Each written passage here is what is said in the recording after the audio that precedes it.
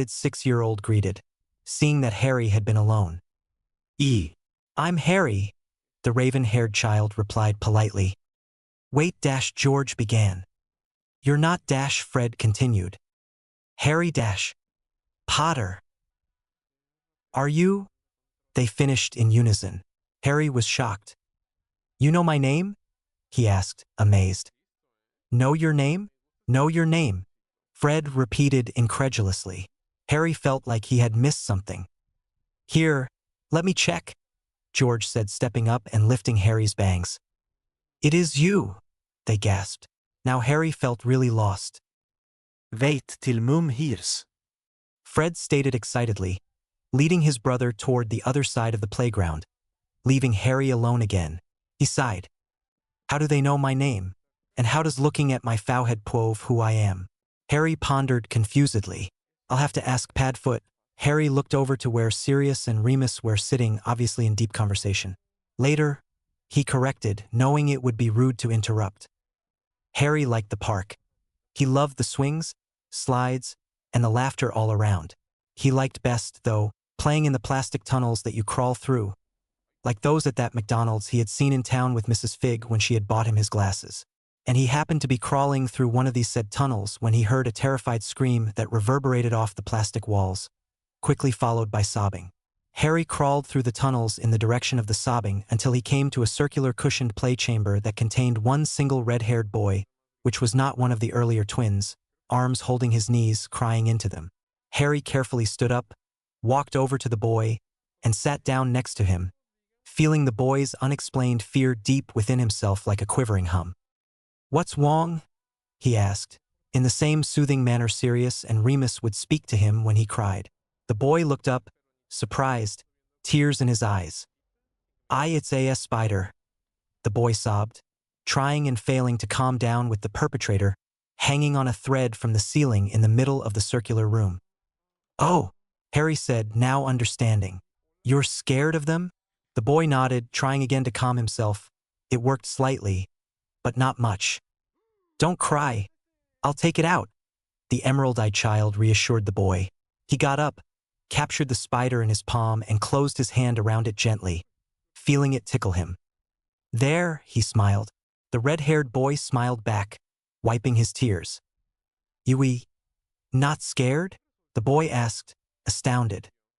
They were always in the cupboard, Harry explained. Wow, you must really be brave then, the boy supposed. I don't think so, just used to them. I'll be right back.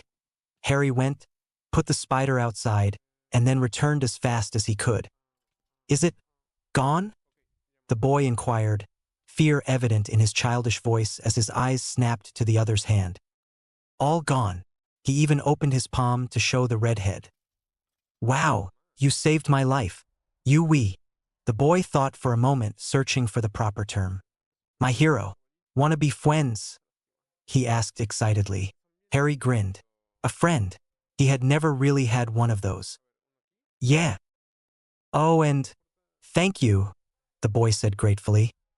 What for? Saving me. Oh, well, what are friends for? Harry replied smiling, having never thought of being able to say that in his life. I'm Ron Weasley. The 4-year-old introduced, no more tears on his face, grinning as he extended his hand. I'm Harry Potter. The messy-haired elemental introduced himself, as well as he shook his new friend's hand. Cool. Oh, I've got to tell Mum. I've never had a best friend before. Ron grinned excitedly. And you should meet her. Come on, the happy boy exclaimed, abruptly grabbing Harry's hand and leading him to the other side of the park. His mum, is she nice? Is she mean? Is she like Padfoot and Moony? Will she like me? Harry nervously looked back in the direction where Sirius and Remus should have been, only to find the playground in the way. That caused him to feel more anxious than he had been, though he tried his best to calm down. After all, Ron was the nicest boy Harry had ever met, not to mention they were now friends. So more than likely Ron's mum was just as nice, Harry assured himself. They arrived at a picnic table where 6 red-headed children sat talking and eating, one of them coloring. None of them looked up. They did not seem to care who passed by. The twins Harry had met earlier looked annoyed about something and were whispering to each other. A red-haired woman, who was obviously their mother, sat on a bench close by sewing and muttering exasperatedly. As Harry and Ron came in earshot, Harry heard her say, "Can't believe they're still making up stories. Harry Potter, honestly." Needless to say, this did not help to encourage Harry one bit. Only when they were right in front of her did she gaze up from her work, a surprised look on her face. Mum, this is Harry, my new bestest friend. He saved me from this huge spider, with only his hands. He wasn't scared or nothing," Ron enthusiastically declared. Harry felt the beginnings of embarrassment and wanted nothing more than to shift his gaze to the ground, but resisted the urge, pink tinging his cheeks. It wasn't that big of a spider. Wait one moment, Ronald Weasley, Harry? As in, Harry Potter? She asked sternly, having now gone through this twice today. Ron grinned widely and nodded. Mrs. Weasley looked over at Harry critically, taking in his features, looking him over head to toe. Her eyes showed realization as she gazed at his scar, and then into his emerald orbs. Harry's first intention was to look away. What did staring at someone prove? It was very unnerving. But for some reason did not. This woman had soft, caring eyes. You are Harry Potter, she breathed, amazed, her mind buzzing with thoughts. Why yes, ma'am, Harry answered politely. Mrs. Weasley bit her lip as her eyes began to shimmer with tears. Ron looked confused, and Harry immediately felt terrible. This woman already did not like him. She was showing an emotion Harry did not recognize, but, for some reason, it made him feel sad. He was about to apologize for whatever it was that he had done. The last thing he wanted was to be on the wrong foot with her. This was the mother of his first real friend, when, out of nowhere, he was enveloped by her warm embrace. "Oh, you poor dear," she cried motherly. Of everything he might have been expecting, Harry certainly had not been expecting this. The boy had immediately tensed at her touch, but soon felt himself able to relax into her hug. He had been embraced only by 2 people before, from what he could remember, and that had been Sirius and Remus, but this one seemed different to him. Is this what it's like to be hugged by a mum? He thought to himself. All too soon, for Harry anyway, Mrs. Weasley released him. Look at me, all worked up? She chuckled, wiping away stray tears and smiling warmly at him. Harry, it is very, very nice to meet you. You are ever so polite. I just can't believe you. Of all places, she murmured to herself, still finding that meeting the boy to be almost unreal. She felt sorry for him, for having no parents, for being marked by Voldemort. The list went on and on. Ron was thoughtful after the initial enthusiastic introduction of his friend to his mother. Harry Potter. He believed the name rang a bell somewhere in his head, but he could not seem to pinpoint why. His mother was a loving but stern woman. He knew, having to raise 7 kids, and in all his 4 years of life he had never seen her this way. There was obviously something about his new friend that he did not know. He would have to ask his brothers later. Now then, where would your guardians dash? She began, wanting to get to know them better, in order to allow Ron and Harry play days, now that the 2 boys were friends, but she was cut off. Pronkslet, where've Molly? Came the voice of Sirius, Remus at his heels as they arrived from the other side of the playground, having not seen Harry when they had looked up from their bench. Sirius, Molly replied coldly as she stood. She had had doubts about her cousin by marriage, long after the deaths of the Potters. Veritaserum could be overcome after all. Padfoot, Harry greeted happily. Hey, kiddo, Sirius grinned, as he lifted his godson up from the ground and positioned him in his arms so they both could see Mrs. Weasley. This is Ron, my newest friend, Harry introduced, motioning towards the redhead. Ron beamed. Nice to meet you, Ron, Remus acknowledged kindly, and Sirius gave a nod of agreement. This is Padfoot and Moony. I live with them, Harry clarified innocently. What? Mrs. Weasley blurted furiously, unable to restrain herself. Everyone was surprised by her outburst, especially Harry and Ron. Noticing the brief fear in Harry's eyes, she quickly changed her tone. I mean Ron, why don't you take Harry over to the table to eat and meet your brothers and sister? She asked kindly. Ron nodded, fully confused by the situation. Sirius and Remus shared a knowing look. Come on, Harry, Ron said. With a resigned sigh, Sirius let Harry down. Upon regaining his footing, Harry gave a last glance to his godfather and Moony, and proceeded to follow Ron to the table. You wanted to talk, Molly? Sirius remarked sarcastically. Remus felt an altercation coming on, like a bomb waiting to go off. Sirius and Molly were not the best at getting along, and never had been. Molly did not like the Blacks, they were a bad bunch, and no matter what other people said, Sirius had to be the same in her opinion. She glared at him. Am I to understand that Harry Potter is living with you? She inquired heatedly. Remus felt like interrupting and adding, and me, but knew better than to get involved. As a matter of fact, yes, Sirius crossed. Do you have any idea how negative an effect that could cause? 2 men? Preposterous, she said fervently. Who are you to say what's good for him and what's not? Sirius questioned angrily. I'm a mother of 7. Of course I know what is good for him, she answered fiercely. I'm his godfather, Sirius retorted indignantly. Oh yes, and look what good that's done him, she fumed. What's that supposed to mean? He asked, infuriated. The boy is much too skinny. He is obviously not cared for, she replied, incensed. James entrusted me with Harry and his well-being, Molly. If you think for one moment that I would do anything to harm him, then you know nothing about me. I would never do that to my best friend's son, Sirius countered, livid. Molly opened her mouth and then closed it, looking at him pensively. Sirius was breathing deeply, but was mentally trying to calm himself, because he did not want Harry to hear them arguing. Molly, I wasn't given custody of Harry when James died. Did you know that? He was sent to that horrid muggle Petunia Dursley, Lily's sister, who hates magic, he stated in forced calm tones. Again, Mrs. Weasley seemed incapable of speech. Know what they did to him? They abused him, Molly. Not just physically, but verbally, psychologically. Sirius's voice was now full of emotion. This was a sensitive subject, for it raised many feelings in him. Sorrow, pain, and hatred, just to name a few. Molly covered her mouth, shaking her head no. Yes, but we, Remus and I, saved him, rescued him, gave him nourishing potions, and he's coming along. Dumbledore felt much more comfortable with us raising him than anyone else. It took time, effort, and caring for us to help Harry out of his shell, to trust us, to trust people again, and he still has a long way to go. You think you understand him better? That you know better? He almost whispered. Molly seemed to have finally regained her voice. Sirius, I'm so sorry. I had no idea, she whispered, horrified by Harry's short life story. Sirius sighed with a soft smile. I know, Molly, and it's okay. I guess I really can't blame you. In a normal case, you'd probably know better than me. 7 kids and all, he commented with a faint grin. She smiled lightly.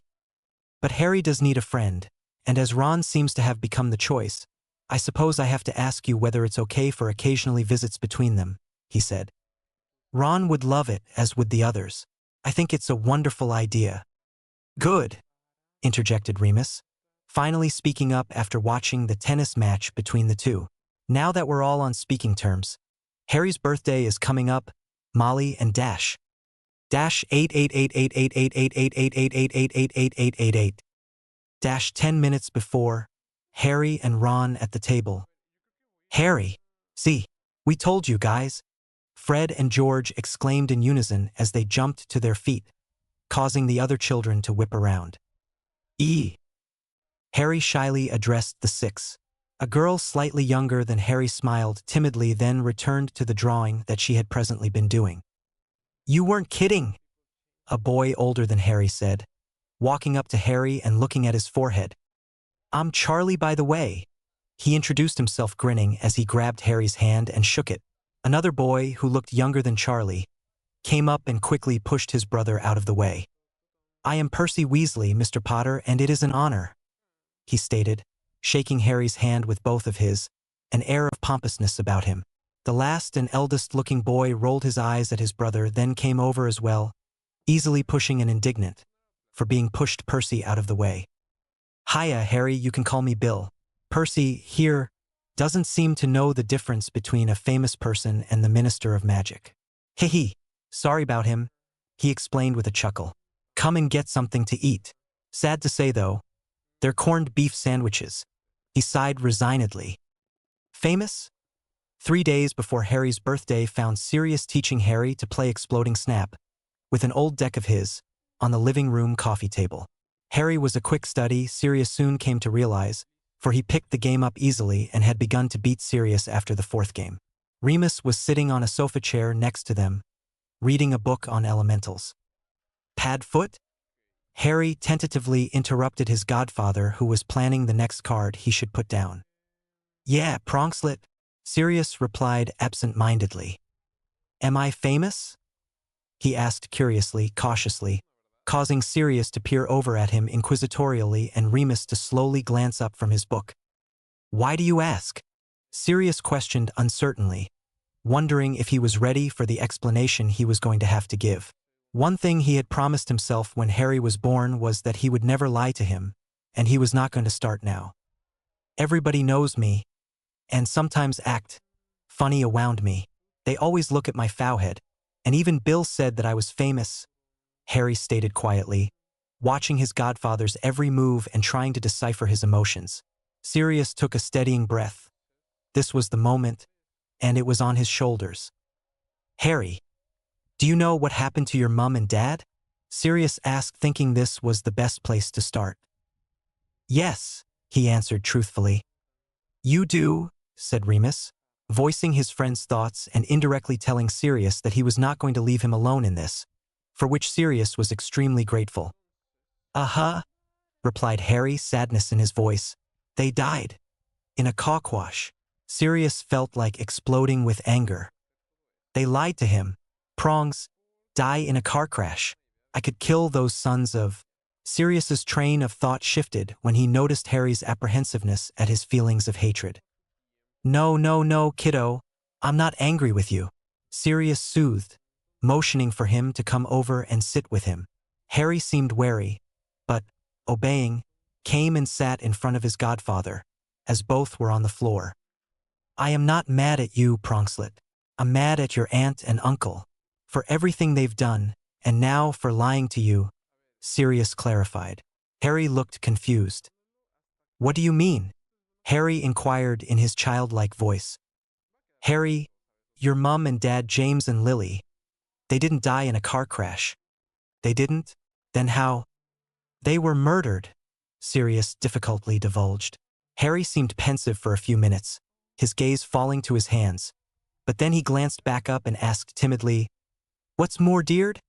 Sirius had battling emotions well up inside him. Happiness that Harry did not know what the word meant and sadness that he now had to be introduced to it. How do you explain cold-blooded murder to a child? He thought. Remus set his book down patiently and joined the two on the floor. Murder, Harry, is when someone kills somebody else, Remus explained. Who would want to kill somebody else? Harry asked incredulously. His two guardians smiled sadly at their charge's innocence. Bad people, evil people, said the Lupin, in words Harry would understand. Wizards can be bad too? Some wizards can be very bad, Remus replied sadly. Not us, right?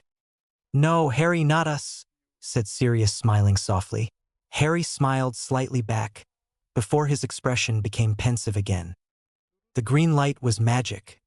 They were murdered, Harry thought, sadness filling him. But who would? Harry asked, his voice beginning to shake. Sirius felt his heart constrict. The last thing he wanted to do was to cause Harry more pain, but there was no other way around it. An evil wizard named Voldemort, Harry, and people today still fear to say his name. They call him you-know-who, said Sirius. Your dad was a wizard through and through, and a strong one at that. Voldemort had been gathering followers called Death Eaters, and had wanted your dad to join him as well, which James didn't because he hated everything to do with dark wizards. Voldemort promised him death for that. Then James married Lily and had you. Voldemort knew he had to do something fast for when you grew up he would have two enemies he didn't want to have. The problem was, he didn't know where you all were hiding. Your house had a charm on it so that only one person knew where it was. Peter Pettigrew, who we thought was our friend. But Peter, as it turned out, was a Death Eater too, and he told Voldemort where your house was. When you were 1 year old, he went there planning on killing all three of you. He killed Prongs first, who was trying to save you, and Lily, and then Lily, who was trying to save you too. Then, the killing curse that had killed so many didn't work on you. It didn't work. It bounced back and hit him. No one's heard from him since. Harry had started crying near the end of Sirius's story, and was currently in his godfather's arms sobbing. Sirius felt torn to pieces. He felt like crying.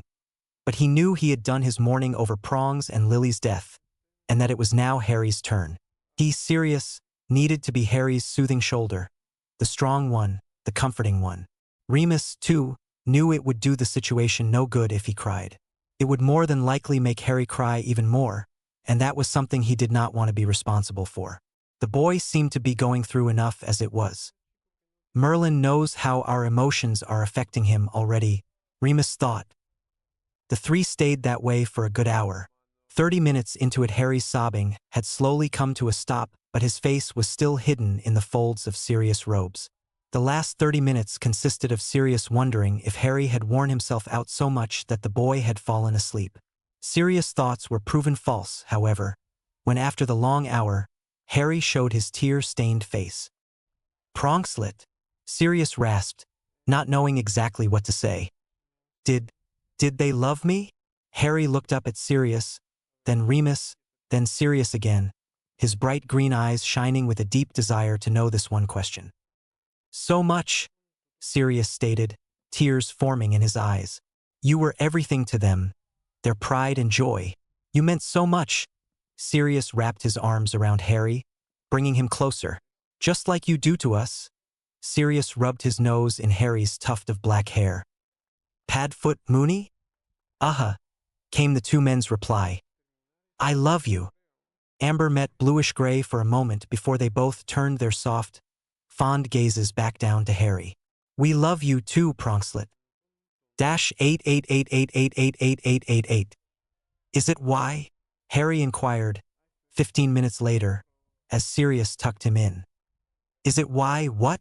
Sirius asked, sitting down on Harry's bed and brushing the emerald-eyed boy's bangs out of his eyes. I'm famous, because I didn't die? Harry elaborated. Sirius sighed sadly. You are, kiddo. All because your mum loved you so much that she sacrificed herself to save you. And it worked. Harry smiled sadly. I wish I wasn't. I know, Harry. I know, Sirius replied as he kissed Harry atop the forehead. -8888888888888. You think I should have told him about the chance that Voldemort might come back? Asked Sirius, who sat at the kitchen table drinking a butterbeer. No. Not yet, anyway. He shouldn't have to worry about that until later. He's young. Remus took a sip of his tea, seated across from Sirius. Yeah, I guess you're right. He wishes it'd have never happened, you know? Who wouldn't? In exchange for fame, he lost his parents. I'd have wanted it to never have happened as well. It kills me to see him heartbroken, Moony. It had to be done, Padfoot. He has to go through the pain of it if we ever want him to move on. You had to tell him sometime. Better now than later, don't you think? Granted. But still. If it's any recompenses, I think you did good tonight. You went through with explaining the truth to Harry in a way he would understand. Not many people can do that. You didn't think you'd be able to do it, but you did, Remus said truthfully. Sirius smiled gratefully. Thanks, Moony. It's the truth. Not just for that. No. No. Why then? For being there for me tonight. I meant a lot to me. I was sure you'd walk out and leave it all up to me. What kind of friend do you take me for? Remus asked, smirking. Sirius grinned sheepishly. Marauders stick together. Our #1 rule. Remember? How could I forget? Harry, Remus whispered, shaking the boy gently, trying to wake him from his sleep. Harry, wake up, cub, he persisted. After a few drawn-out seconds, Harry blearily opened his eyes and rubbed them. Moony, Harry inquired tiredly. Morning, greeted Remus, grinning. I thought you might want to get up earlier today. Why? Asked Harry confusedly. Don't you know? Remus inquired, surprised. Harry shook his head no as he sat up, no longer feeling that sleepy, but curious instead. It's your birthday, Harry, Remus stated, smiling. Harry's emerald eyes widened. And my birthday? Harry asked, amazed. If you were born 4 years ago, then yes, Remus grinned. Harry's eyes lit up at this, grinning back. My birthday, he thought excitedly. That is, before another thought crossed his mind, his face falling a good deal. I've never had one before. Only Dudley, he sighed sadly. I'm not awowed. Remus could not help but frown slightly at this pronouncement. There had to be a way to get Harry to completely understand that the rules of there did not comply here. He cupped Harry's cheeks in his hands and smiled reassuringly. Harry, you know things are different with us, and I can assure you that a year won't go by without us celebrating your birthday to the best of our ability. We care about you, Remus said affectionately. Harry smiled. Now then, Sirius is still asleep. What do you say we go wake him up? Remus offered, eyes holding a mischievous glint, the one that only a select few had ever truly seen. Harry nodded before quickly crawling out of bed, pajamas and all, running for his godfather's room. He tiptoed to Sirius's bed, when he got there, however, and climbed on as quiet as a mouse. His first intention was to jump up and down on the bed, but thought better of it. He might not like that, Harry self-consciously told himself. So instead he crawled over to Sirius's sleeping form and nudged him to no avail. Padfoot, he said loudly. Wake up, sleepyhead. Still nothing. Harry looked back at Remus pleadingly, who was leaning casually in the doorway. Magic, Remus mouthed, giving Harry permission to use any means. Harry looked hesitant. Fire? The Potter heir thought doubtfully. Though the amused look on Remus's face was encouraging and Harry relented and decided heat was the better choice. He placed his concentration solely on the bed. After a few seconds the bed began to get hotter and hotter, unfelt by Harry but felt fully by Sirius, who yelped loudly and jumped up from the bed. "What in the dash?" Sirius started but was cut off by loud giggles. "Pronkslet?" "Aha!" Harry giggled. "You did this? You find this funny, don't you?" Sirius questioned in mock annoyance. Harry nodded, grinning. "I'll show you funny," Sirius said, playfully jumping back on the bed and tickling his godson mercilessly. Harry was quickly laughing uncontrollably. "Peepad foot," he gasped through his laughter. "Nope, can't hear you. No one pranks Sirius Black without receiving payback. Kiddo?" Sirius chuckled as he continued. Emuni T told me." Harry gasped through laughter again, causing Sirius to stop and let Harry catch his breath. "What did you say?" "Mooney," Harry panted, smiling. He told me to." Sirius's gaze shifted to the doorway where Remus remained looking, if possible, more amused. "You're the culprit," Sirius whispered dangerously. "Me? You'd believe him?" Remus asked in mock innocence. Sirius looked down at his godson, whose eyes had a James glint to them, then looked back at Remus. "Remus Lupin, you've been charged with the corruption of Prongs Potter's son, Pronkslet Potter, and are consequently sentenced to an attack by wand," Sirius declared, before picking up his wand from his nightstand, amid Harry's newfound giggles. Sirius sent a hex at Remus, who easily dodged it and looked at Sirius incredulously. "You're serious about this?" "I couldn't be anyone else," Sirius smirked as he sent another hex that Remus deflected with Protego. Before long there was an all-out battle of hexes going on between the two men that led from the bedroom to the hall and ending on the first floor. Remus quickly found himself back in a corner, Sirius' wand pointing threateningly at his chest, a mischievous smirk playing at the black's lips. "Wait!" Harry piped up after having watched the whole affair in fascination. He quickly placed himself between Sirius and Remus. "Don't hurt Mooney," the boy supplicated. "He didn't mean it. It was my fault. Don't be mad at him." "Ah, Pronkslet, I'm just playing," Sirius smiled, placing his wand in his pocket, picking up his godson, and kissing him on the forehead. "You're not mad," Harry repeated doubtfully. "No way. Mad that my godson's learning the Marauder way, from Mooney, no less? Never happen," Sirius grinned. "By the way, Mr. 4-year-old, happy birthday," the black acknowledged brightly, ruffling Harry's hair affectionately. -8888888888888. That morning had consisted of a delicious breakfast of flapjacks made personally by Sirius, who, it turned out, could cook, well, flapjacks anyway, as Remus was kind enough to point out. But at the moment or afternoon, Harry was blindfolded and was in his godfather's arms as they apparat to a place Harry did not know of. Harry was now not as scared of it as before, but Sirius could have done without the tight grip Harry had had him in. When they arrived, the emerald-eyed boy heard whispering and muffled giggles. Sirius gently placed Harry down, a grin on his face, and took off the blindfold. "Happy birthday, Harry!" shouted all the Weasleys, coming out of their hiding places. Harry could not hide his surprise or delight at the sight of them all. Ron's house, Harry thought gleefully. The burrow was covered in many sparkling and color-changing banners that said, "Happy 4th birthday." Mrs. Weasley gave Harry a hug and introduced him to Mr. Weasley, who turned out to be just as nice as the rest, Harry noticed. All 7 Weasley children had a present in their hands, which they all seemed eager to give to Harry. Now, children, let's not rush into the presents," Mrs. Weasley reprimanded. This made Harry look slightly crestfallen, but he quickly recovered at Mrs. Weasley's next sentence. "First we should have cake, and Ron, you should give Harry a tour." The kids seemed to all be fine with the idea. The only problem now was which 2 people got to sit next to Harry. Ron, naturally, got a spot on Harry's right side, and after an argument that only subsided after Mr. Weasley said that Ginny could sit on Harry's left, for Ginny had not gotten into the fight. Sad to say, many glares were sent in the young girl's direction, mostly by Percy, while everyone sang Harry happy birthday and ate cake. Once finished, Ron quietly sneaked Harry out of the kitchen before his brothers could stop him, then proceeded to show him the house.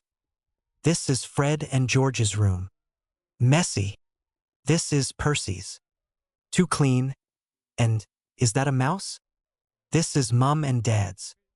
Big. This is Bill and Charlie's. Cool, Dwagon pictures. This is Ginny's. It's pink. And lastly, my room, Ron stated proudly. Wow. Ron's room was covered in orange Chudley Cannon posters and bedspread. It's probably not as prettyful as yours, the youngest Weasley male admitted. It's the nicest room I've ever seen, Harry confessed truthfully, causing Ron to smile. Pronkslet, you do want the presents, don't ya? Sirius's voice floated up to the room. Harry and Ron looked at each other for a moment before dashing back down the stairs. Harry opened Ron's first. It was a box of Bertie Bott's every flavor beans and a moving picture book on Quidditch. That, to Harry, was the best thing he had ever received because, well, he had never received anything before. Thank you. Fred and George got him a jar of cockroach cluster, which Ron immediately told him were not peanuts. They we not. Bill got him 5 chocolate frogs and told him about beginning a wizarding card collection. Not real frogs, right? Charlie got him some licorice wands and a stuffed dragon, disappointedly saying that his mum would not let him get a real one. Dwagons are real? Charlie's mouth had to be covered by Bill before he went on a never-ending explanation on dragons, his favorite creatures. Ginny shyly gave him a pair of knitted red and gold gloves that she had made with the help of her mother. Wow, thank you. I've never had gloves before. Percy got Harry a book called Laws of the Ministry of Magic, which Ron said he would not read even if he could read, causing Harry to giggle and Percy to look furiously at his brother. Mr. and Mrs. Weasley gave Harry a newly sewn blue shirt that had the letter H in gold lettering. Can I wear it now? He asked happily, and with a nod from Molly, slipped it over his head and over his other shirt. Right when Sirius, who had been excitedly waiting for Harry to open his and Remus' presents, was about to give their gifts to Harry, there was a knock at the door. Mr. Weasley went to answer it and Dumbledore swept in his very Dumbledore-ish fashion. Sorry for my tardiness. I was held up by Severus, who had some things to inform me of. Dumbledore apologized. It's okay, Harry replied, smiling before anyone else had finished processing what Dumbledore had said. Ah, Harry, a very happy birthday to you. The Hogwarts headmaster greeted, blue eyes sparkling, smiling warmly at the now 4-year-old. Harry flashed the world-renowned Potter grin. Mr. and Mrs. Weasley, as well as Sirius and Remus, exchanged greetings with their old headmaster. Oh yes, Dumbledore said as he pulled out from his purple robes a wrapped gift and handed it to Harry. Here you are, my boy. Harry opened it to reveal a chain necklace that had an amulet on it with an emerald in the center. It was your mother's. She left it in my possession and I thought you would like to have it, Dumbledore stated kindly. Harry gazed at it closely. It was the most beautiful thing he'd ever seen and was not sure what to say. He looked back up at the white-bearded man. Thank you, sir, he said as he put it on. Dumbledore smiled and nodded once before sitting down on a chair. Sirius had outdone himself in the buying of Harry's presents, Remus noticed. Harry could barely say thank you for one thing before another great thing was thrust upon him. He received a new wizard's chess set, a new gobstone set, a new pack of exploding snap cards, a lot of new clothes, new toys, and candy. Sirius, I have one thing to say to you, Remus sighed. Self-control. Sirius had a sheepish look on his face. I couldn't help it. I saw it and just had to get it, Moony. You'd have done the same, the canine animagus answered. The next present Harry opened caused his breath to catch in his throat. It was a photo album. Not a regular one, but one that was full of pictures of his mom and dad. The room was silent as he slowly and carefully went from page to page. There were pictures of teenage James with Sirius, Remus, and Peter, pictures of James and Lily's wedding day, pictures of Lily pregnant and James' proud face, pictures of baby Harry, pictures of Sirius and Remus with baby Harry while Peter looked on from afar, many, many pictures. After a little while, Harry looked up at his expecting guardians with tears in his eyes that melted Sirius and Remus' hearts. He softly set the album down and hugged both of them. "It's the goodest," he whispered gratefully. They hugged him back and after a few seconds let go. Harry wiped his eyes and smiled.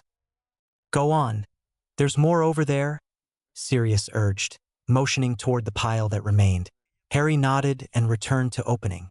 Remus had gotten Harry a toy snitch, a new traveling cloak, and a coloring book with crayons. Harry's last gift from his guardians was one that confused Harry. A bum? Harry, though incredulously, memories of his time at the Dursleys creeping up on him. The new Nimbus 500, Pronkslet. "Remember that one you saw in Diagon Alley that day?" Sirius reminded, grinning. Harry nodded, still not getting it. Sirius, who had been expecting the happiest little boy this side of England, was surprised but then understanding struck. "You don't know what it's for, do you?" "Cleaning," Harry attempted reluctantly. Sirius let out a bark-like laugh, causing Harry to let out his held breath. "Not for cleaning," Harry deduced, fully relieved. "No, kiddo, not cleaning. A broom is for flying," Sirius clarified for his small charge. Harry's eyes lit up, and he quickly jumped to his feet, broom in hand. "Can I try it now? Will you teach me?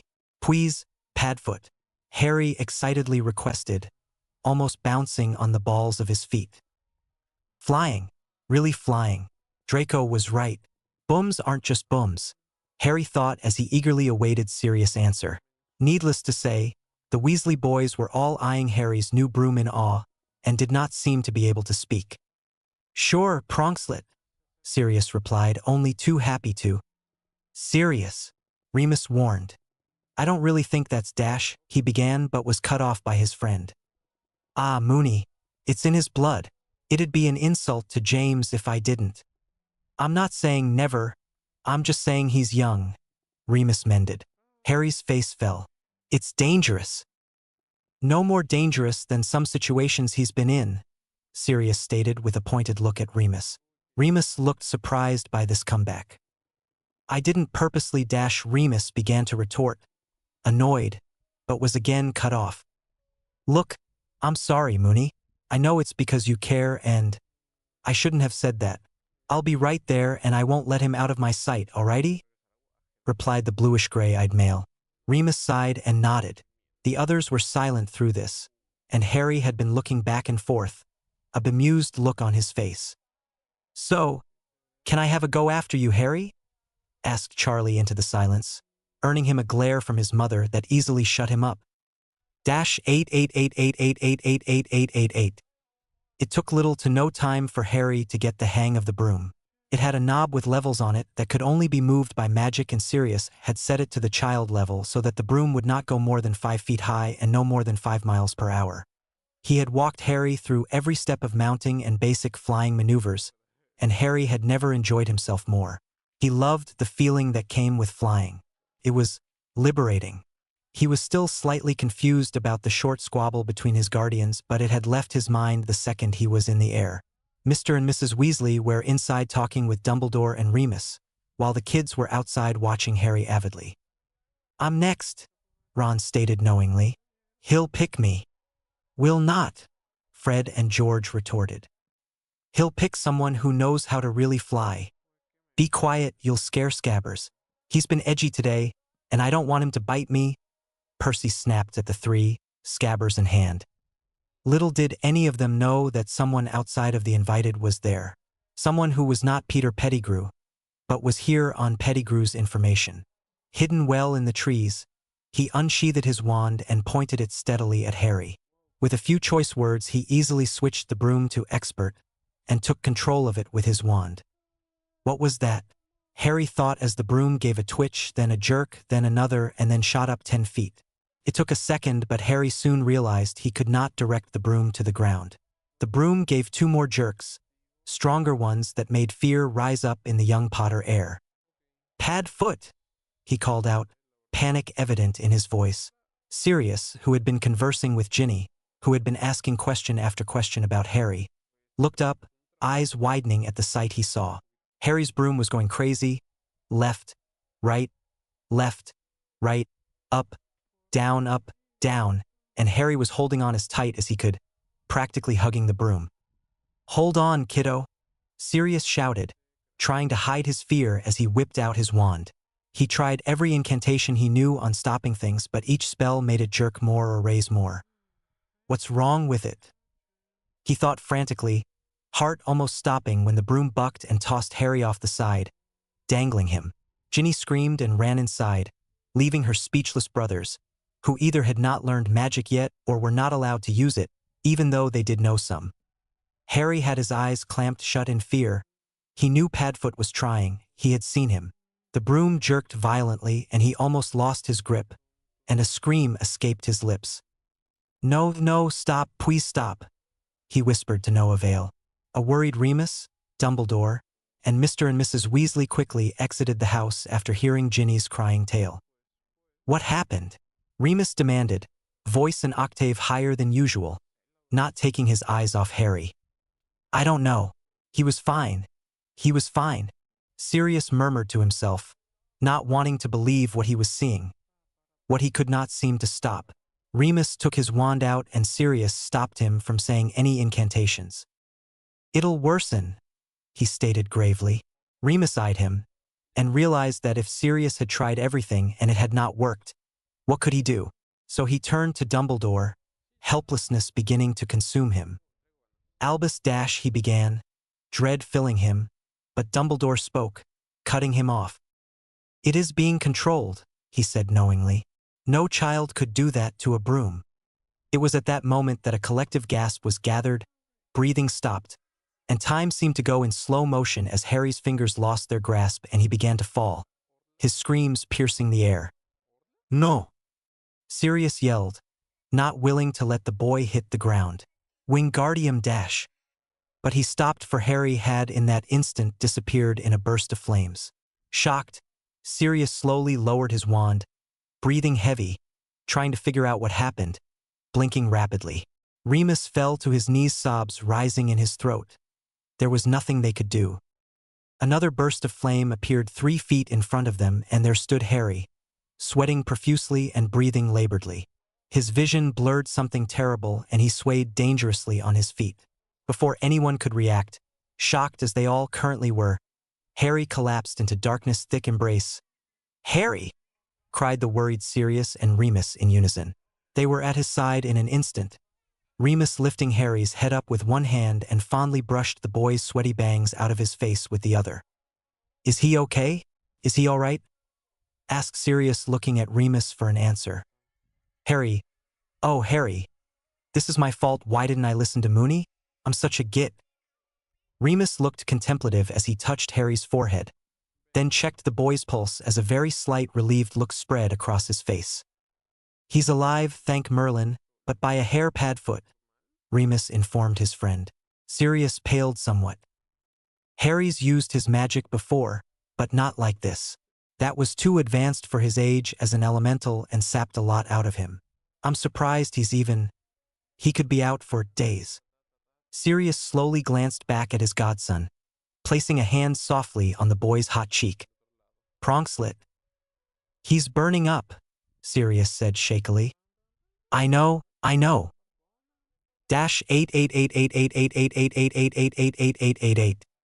While the two were with Harry, Mrs. Weasley was in a state of shock. He's a Harry's a... She did not seem to be able to form correct sentences for her thoughts. "Dumbledore?" questioned Mr. Weasley, turning to his left to find no one. "Where'd he go?" "Arthur.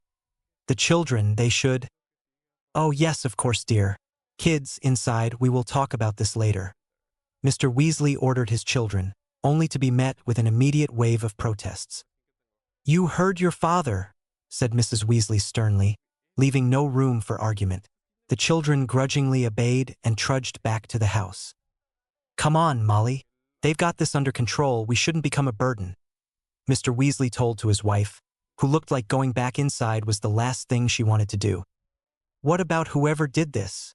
she asked concernedly. "I'll bet anything that that's what Dumbledore is finding out as we speak," he replied, certain. She nodded reluctantly and followed her husband into the house. Dash 888888888888. The two men stood, and Remus, as careful could be, transferred Sirius' limp godson to his godfather's arms, watching him for any signs of life other than his shallow breathing, which seemed horribly labored in the Lupin's opinion. "We need to get him St. Mungo's," Remus stated once the young Potter was in Sirius' arms, worry evident in his voice and features. "He needs medical attention soon." "Why not Madame Pomfrey?" Sirius inquired, taken aback. "She's a good nurse, Sirius, a really good one. But what's wrong with Harry is deeper than what she studied to become a basic healer. Much deeper." "You're scaring me, Moony." "Not as much as I could," sighed Remus gravely. Dash 888888888888888888. "Not getting ready to do something you'd regret?" "I'd hope," said the calm and collected voice of Albus Dumbledore, the man who had been about to send an unforgivable at the two men with Harry. Whipped around, startled, wand pointed now at Dumbledore. The man had wavy dark golden-brown hair and a youthful face with hazel eyes. "Dumbledore," he said with disdain, keeping the alarm in his voice unnoticeable. This had not been in his plan. "It has been a very long time, Xantos. I must say, I have not seen you since you were close to the age of 15. The older man stated, a hint of sadness in his voice. "Not for lack of trying, I expect," Xantos sneered. "The same bitterness after all these years," Dumbledore sighed.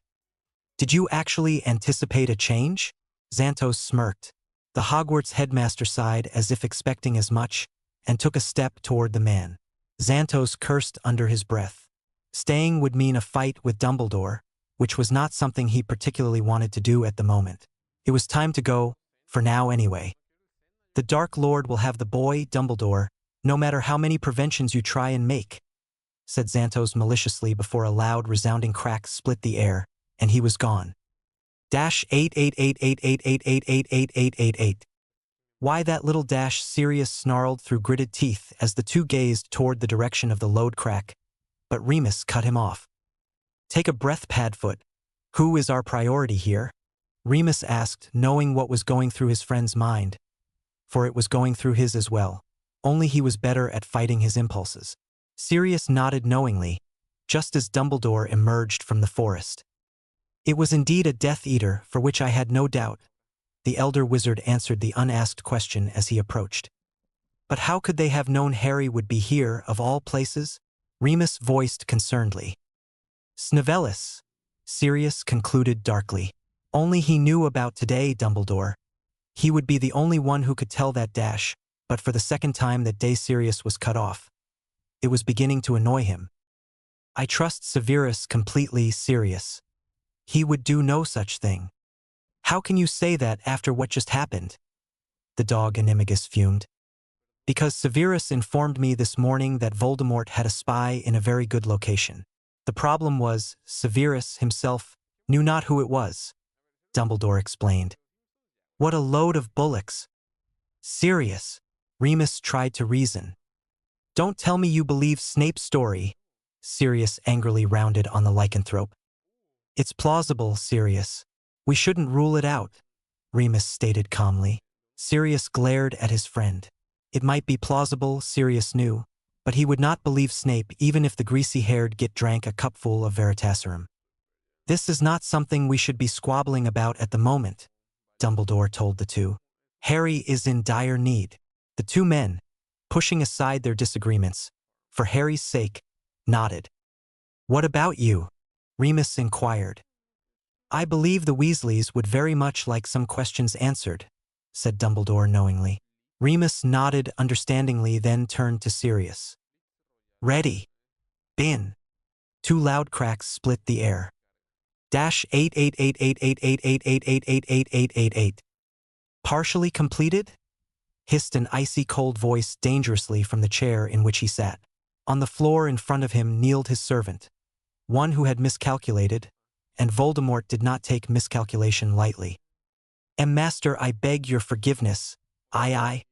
Forgiveness?" hissed the voice again, so low that it sent shivers down the Death Eater's spine. "Forgiveness? I do not tolerate incompleteness, Xantos, he whispered coldly.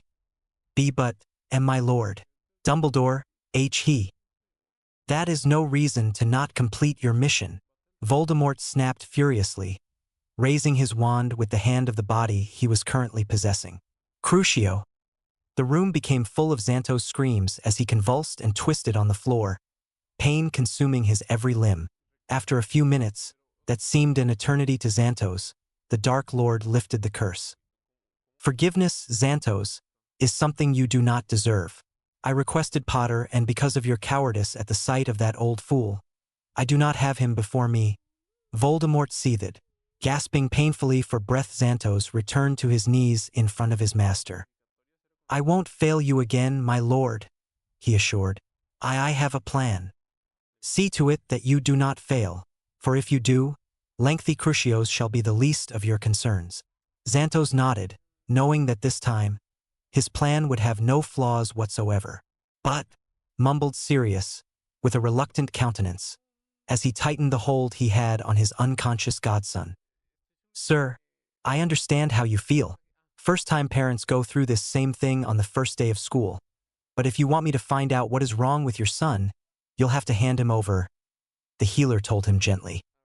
Sirius was reeling with mixed emotions. First was his overwhelming worry for Harry, and his equally overcoming feeling of not wanting to let the boy go.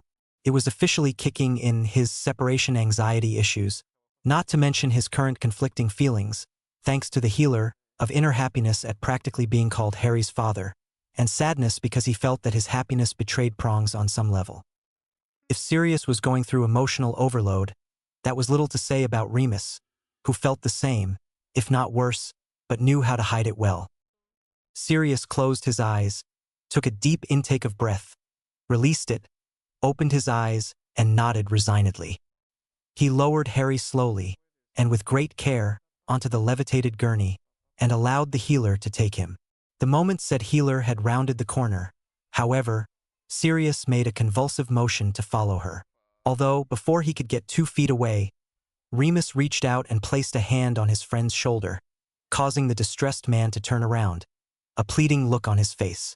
Remus solemnly shook his head no. He's going to be fine, Padfoot. We got him here. There's nothing more to do but let the healers do their job. Now is not the time to have one of your separation anxiety attacks. Remus smiled softly, hoping to have lightened the mood with his last remark, which it did somewhat. Sirius could not help but smile back and see the logic to his friend's words, even if he did not necessarily want to. I do need to learn to control it, Sirius sighed. The two sat down in the waiting area, knowing that until the healer returned with news, they would be unable to see their charge. A pensive silence fell between them as they contemplated the day's events.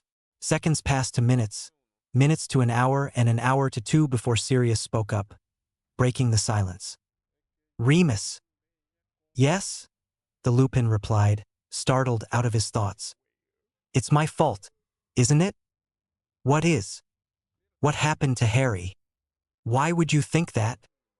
You told me not to, Sirius stated, conviction in his voice, sounding just like he had at 15 when he had said the same thing for something else entirely. Remus quickly understood his friend's inner turmoil. Sirius, what happened today was anything but your fault. But you dash. I told you not to take him flying, but you did, and, truth be told, it's a very good thing you did. Sirius was taken aback by this and looked at Remus with narrowed eyes. How so? Think about it. If you hadn't taken him out to teach him how to fly, the Weasley kids would have asked to go play outside with him anyway, and we all would have agreed. We would have stayed inside talking, and Harry would probably be gone right now. I, for one, would rather him have to be here and healable, than there and not, the Lupin explained earnestly. Sirius' eyes softened. Thanks, Moony, he said gratefully. It was then that they were interrupted by the healer who had taken Harry earlier. Sirs, if you wish, you may now come and see your son on the 4th floor, room 303. A lot of magic had been drained from him. He was running a record fever that we're not sure how he survived from, but he should be fine soon. He's weak, but we're stabilizing him, and he is at least out of critical condition, and is resting. He should stay here for a few nights, at least until he is up to top form. The healer informed them. Sirius and Remus looked at each other with soft smiles on their faces, then at the healer and nodded their thanks. With that, the healer left. "Do you think she thinks we're, you know?" Sirius inquired, for the healer had kept looking from one to the other as if they were going to start hugging and snogging in happiness right then and there. "Most likely," Remus answered with a weary sigh. "When you look at it from her point of view, it most certainly looked like we were." Sirius shook his head sadly at this pronouncement. "Let's go see Harry." The two wizards quickly reached the room their charge was occupying, and entered. It was overly white in Sirius' opinion. They found Harry on the sole bed, eyes closed, a peaceful look on his face. Relief washed over them as they came to either of Harry's bedsides. "Harry," Sirius almost whispered as he took Harry's small hand into his own, the feeling of guilt rising. "I'm sorry, Harry," came the voice of Remus from the other side of the bed. Sirius looked up at Remus, surprised. "I'm so sorry." Remus looked on the verge of tears as he tenderly brushed Harry's bangs out of his eyes.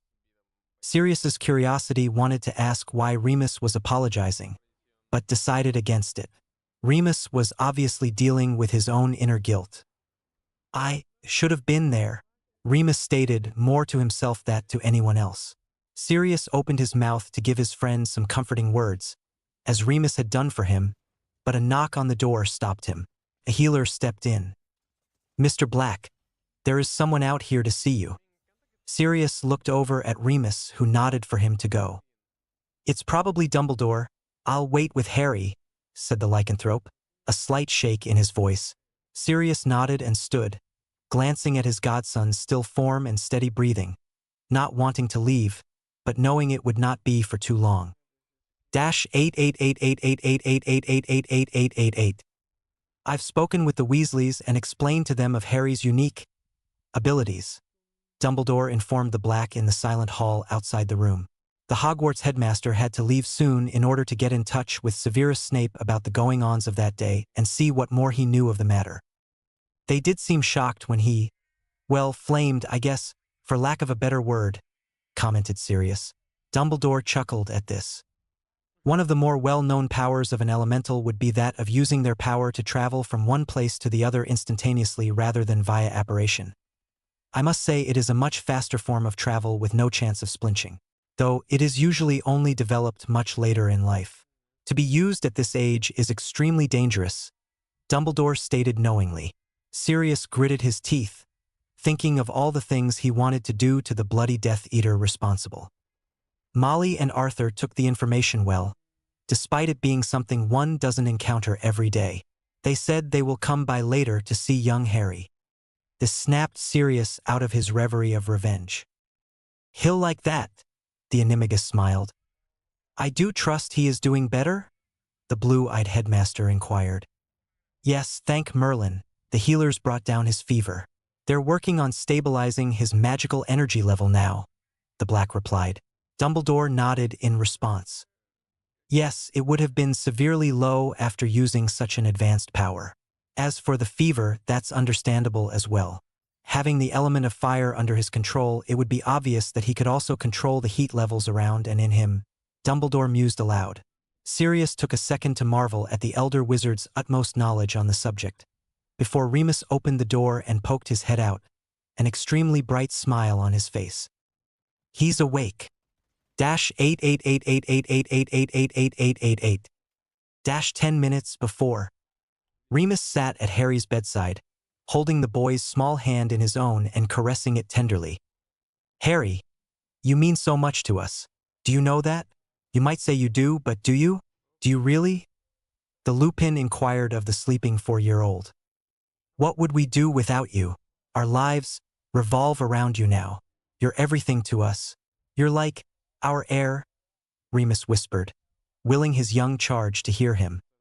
"We love you. I love you," he murmured softly, closing his eyes, racked with the guilt of not being able to save the child he held most dear to him. So much. A single tear escaped him and slid down his cheek. His eyes did not reopen until a small hand reached up and touched his face in a manner that was softer than gentle. wiping the tear away. Harry, Remus thought affectionately. Don't cry, Moony, said Harry weakly. I love you too. A smile graced Remus' face as Harry's emerald green orbs gazed into his amber ones. It was on rare occasions that Remus would forget his troubles as a werewolf and be truly happy. This was one of those times. The last time it had happened was when James and Sirius had said they would stay his friends even after figuring out what he was. Are you okay now, Moony? Asked Harry, his voice soft. Remus leaned over and placed a gentle kiss on Harry's forehead. I've never been better, Harry. Never, Remus replied in all honesty. Harry smiled and glanced around the room. Padfoot's not here, the boy stated honestly, eyes saddening. Oh yeah, Remus thought. He could have hit himself, Padfoot would murder him. No, he's here, Remus corrected reassuringly. I'll go get him. Real quick, okay? Harry grinned and nodded once, but stopped quickly because it caused his head to throb with pain. Ovvie, I'm sorry. Harry thought to himself perplexedly. I haven't had an owie since. Remus stood and crossed the room to the door. He cracked it open and stuck his head out to check the hallway for signs of Sirius. Said wizard stood conversing with Dumbledore not 10 feet away, and at the sight of the door opening, both men turned their attention to Remus. He's awake, the light brown-haired young man stated, a huge smile on his face. Sirius' own face lit up immediately, a wide grin spreading across his lips, and he distractedly took a step toward the door before thinking logically. A rare occurrence, indeed, and turning back to Dumbledore, who shook his head no. Go on, Mr. Black. Do not hold yourself up for my sake. Mr. Potter needs you. I for one must go and speak with Severus. I will see the two of you tomorrow. Sirius nodded gratefully and Remus nodded as well. Dumbledore nodded once, turned, and left. Sirius waited 2 seconds before dashing into the hospital room behind Remus. Harry's face brightened at the sight of the two. Padfoot! The boy smiled and Sirius beamed. Kiddo, you're awake, Sirius proclaimed happily before sitting down at the foot of his godson's bed. Feeling a surge of relief at the life in Harry's green eyes, Remus returned to his seat on the right side of Harry's bed and watched the scene unfold, a smile on his face. Aha! You know, I can't believe you woke up without me, Sirius remarked, a playful pout on his face. I can't stop from waking up, Harry replied with a giggle. Sirius sighed dramatically. I know, but still, was Sirius's childish comeback. Harry took this time to truly take in his surroundings, and, as he did so, he came to realize that he did not know this place. Where are we? Harry inquired, a confused expression crossing his face as he tried to sit up, but Remus was quick and carefully pushed him back down. Don't sit up, Harry, you need your rest. You're in St. Mungo's hospital, Remus answered kindly. All that did for Harry was to cause him to become more puzzled. The hospital? Why? What happened? Harry asked, perplexed. He doesn't remember. The surprised thought hit Sirius and Remus at the same time. What day is today, Pronkslet? Harry's eyebrows knitted together in thought. My birthday. Do you remember today at all? Kinda, sighed Harry softly. Tell us about today, then. Moony woke me up and I woke you up. We went to Ron's house and I opened all my presents. Now, I'm here, Harry stated. Eyes squinted slightly as he tried to remember something he could not for some reason. Sirius gazed at Remus, who seemed just as unnerved by this. Sirius looked back at Harry, who was looking from his godfather to Remus, expectantly, but they did not appear to know what to say. But I am sore, and my head feels like it has a big owie, Harry offered the two. Sirius looked saddened by this news. Of course he doesn't remember, you get, he thought to himself.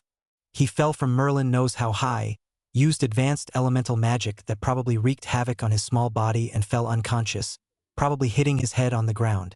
You're such an idiot. You should have gotten over your shock and caught him, Sirius mentally berated himself. I'm sorry I can't remember. Please don't be mad, Harry pleaded in a misinterpretation of his guardian's emotions. We're not mad, Sirius and Remus replied in unison, causing Harry to look at them questioningly. I mean, we're not mad at you, Harry, Remus corrected.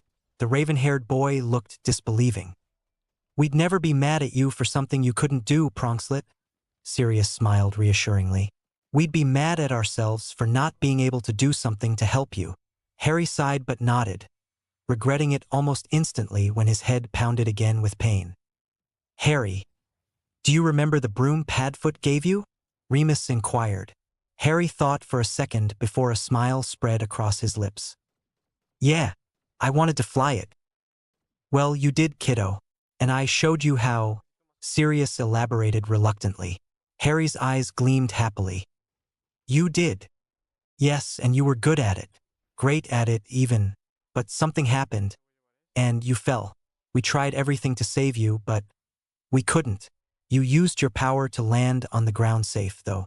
Then you fainted, and we brought you here. You're all right now.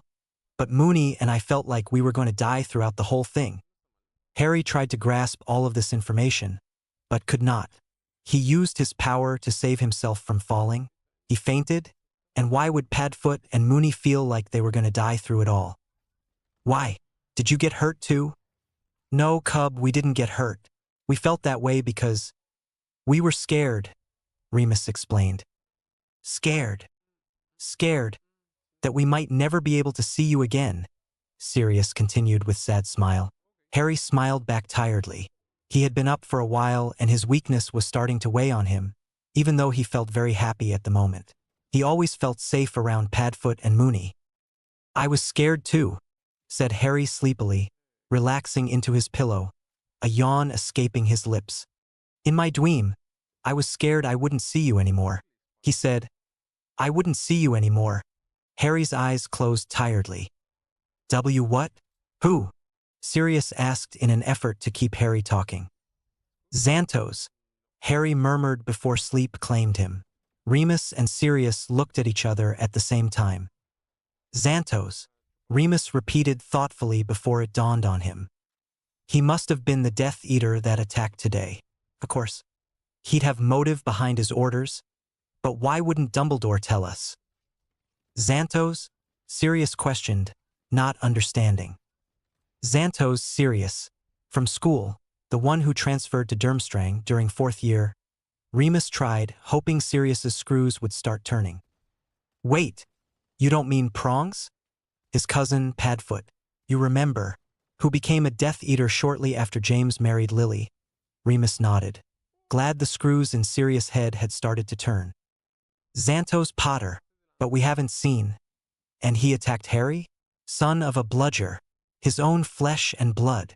Sirius jumped to his feet, fuming, almost shouting in his anger. Sirius, you're going to wake him up, Remus chastised, gaze flickering to their young charge whose eyes had shut tighter for a few seconds as though in pain before he looked relaxed again. Sirius studied his godson's features and took a shaky breath. He doesn't deserve to have to go through this. His own family member, Sirius thought to himself, the hatred toward Xantos still boiling as he sat down trying his best to stay calm and not burst from it. He found it mind-boggling to try and understand how Remus could remain so calm and collected as he did. But Sirius reasoned, Remus never was one to show when he was angry.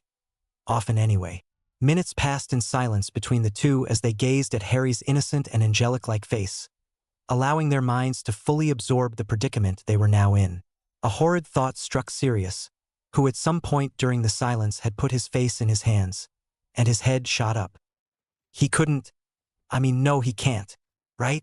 Sirius muttered to himself. What are you talking about? Xantos has the ability to get custody of Harry, said Sirius, still not looking at Remus. Remus' eyes flashed with worry briefly before it was gone, and he allowed himself to think logically. That can't.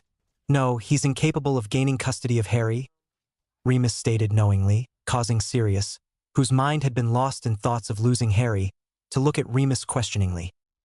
He's Harry's last blood relative on James' side. You don't think the Ministry would gladly concede to a request from him to have Harry? Sirius asked incredulously. Remus shook his head no. If Xantos could do that, he would have already done it. Instead, he tried to get Harry by force, which didn't go as he planned. The Ministry has no idea Xantos is a Death Eater. He disappeared from the face of the earth practically when you, me, James, Lily, and Dumbledore found out about him. If he went to the Ministry to request custody now, he would have to say where he has been and why no one has seen hide nor hair of him for years. Then even if he did come up with a plausible excuse and they tried to take Harry from us, we would reveal him as the bloody Death Eater he is and his plan would fall. Hence the reason for why he has not done it and will not do it. I highly doubt he'd be daft enough, Remus explained. Sirius let out the breath he had been unconsciously holding as he gave a sigh of relief.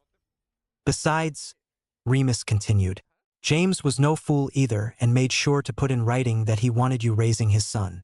Xantos would have to prove that you're the worst godfather to walk the face of the earth to be able to get custody. Remus grinned. Sirius grinned back. Thanks, Moony. I needed that. A soft knock came at the door and Remus quickly got up and opened it to reveal Mrs. Weasley and her youngest son, Ron. Molly, Remus greeted warmly. Come in, come in. Thank you for coming. The Lupin smiled politely. Mrs. Weasley smiled back at him and entered, Ron at her heels. She gratefully took the chair Remus offered her as Ron went Harry's bedside. Molly, Sirius greeted with a nod. Sirius, Molly returned with a nod as well. Where's Arthur, Molly? And the other children? Remus inquired curiously. Oh, Arthur thought it best to not bring all of them to the hospital. Fred and George would most likely start a racket and I'm sure Charlie or Bill would help. So Arthur said he would stay behind with them while I came to see how Harry was. And Ron here wouldn't let me leave unless I brought him with me, the red-haired woman explained, with a pointed look toward her son who grinned sheepishly. It's fine. It'll make Harry happy to see you. Sirius smiled at Ron, whose face lit up at his words. How is he? Has he still not woken up? Molly asked worriedly, looking at Harry's sleeping form. No, he was awake a while earlier. He's a little tired and such, but he should be fine in a day or two, Sirius informed her. She smiled, relieved at this. And this is because he used his elemental power? She inquired tentatively, curious as to why it would affect the boy in such a way. She had read a few books on elemental wizards when she was at school, but never had she read about one's power doing this to them. Using his power usually doesn't do this. He can use it freely, and much more freely when he's older. But, being his age, too much is a huge strain on his developing magic, and what he did today was very advanced. That's why the Ministry does not allow magical children to have wands or begin to learn magic until they're 11 years old. And even then, using too much magic could drain them of energy, which is also the reason they can't use magic outside school until they're 17 years old. Magically mature, Remus explained. Yes, that's understandable, she nodded. Harry has a funny look on his face, Ron stated, his head tilted to the side. The three adults looked over at Harry, who had a look of concentration on his face. Dreaming, most likely, Remus answered. -8888888888888. Harry's dream.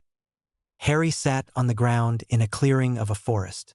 The sun was high in the sky and warmed the young Potter's skin as he plucked flowers, a smile on his face. There was a soft and gentle breeze in the air that ruffled his hair while he hummed to himself and plucked flowers.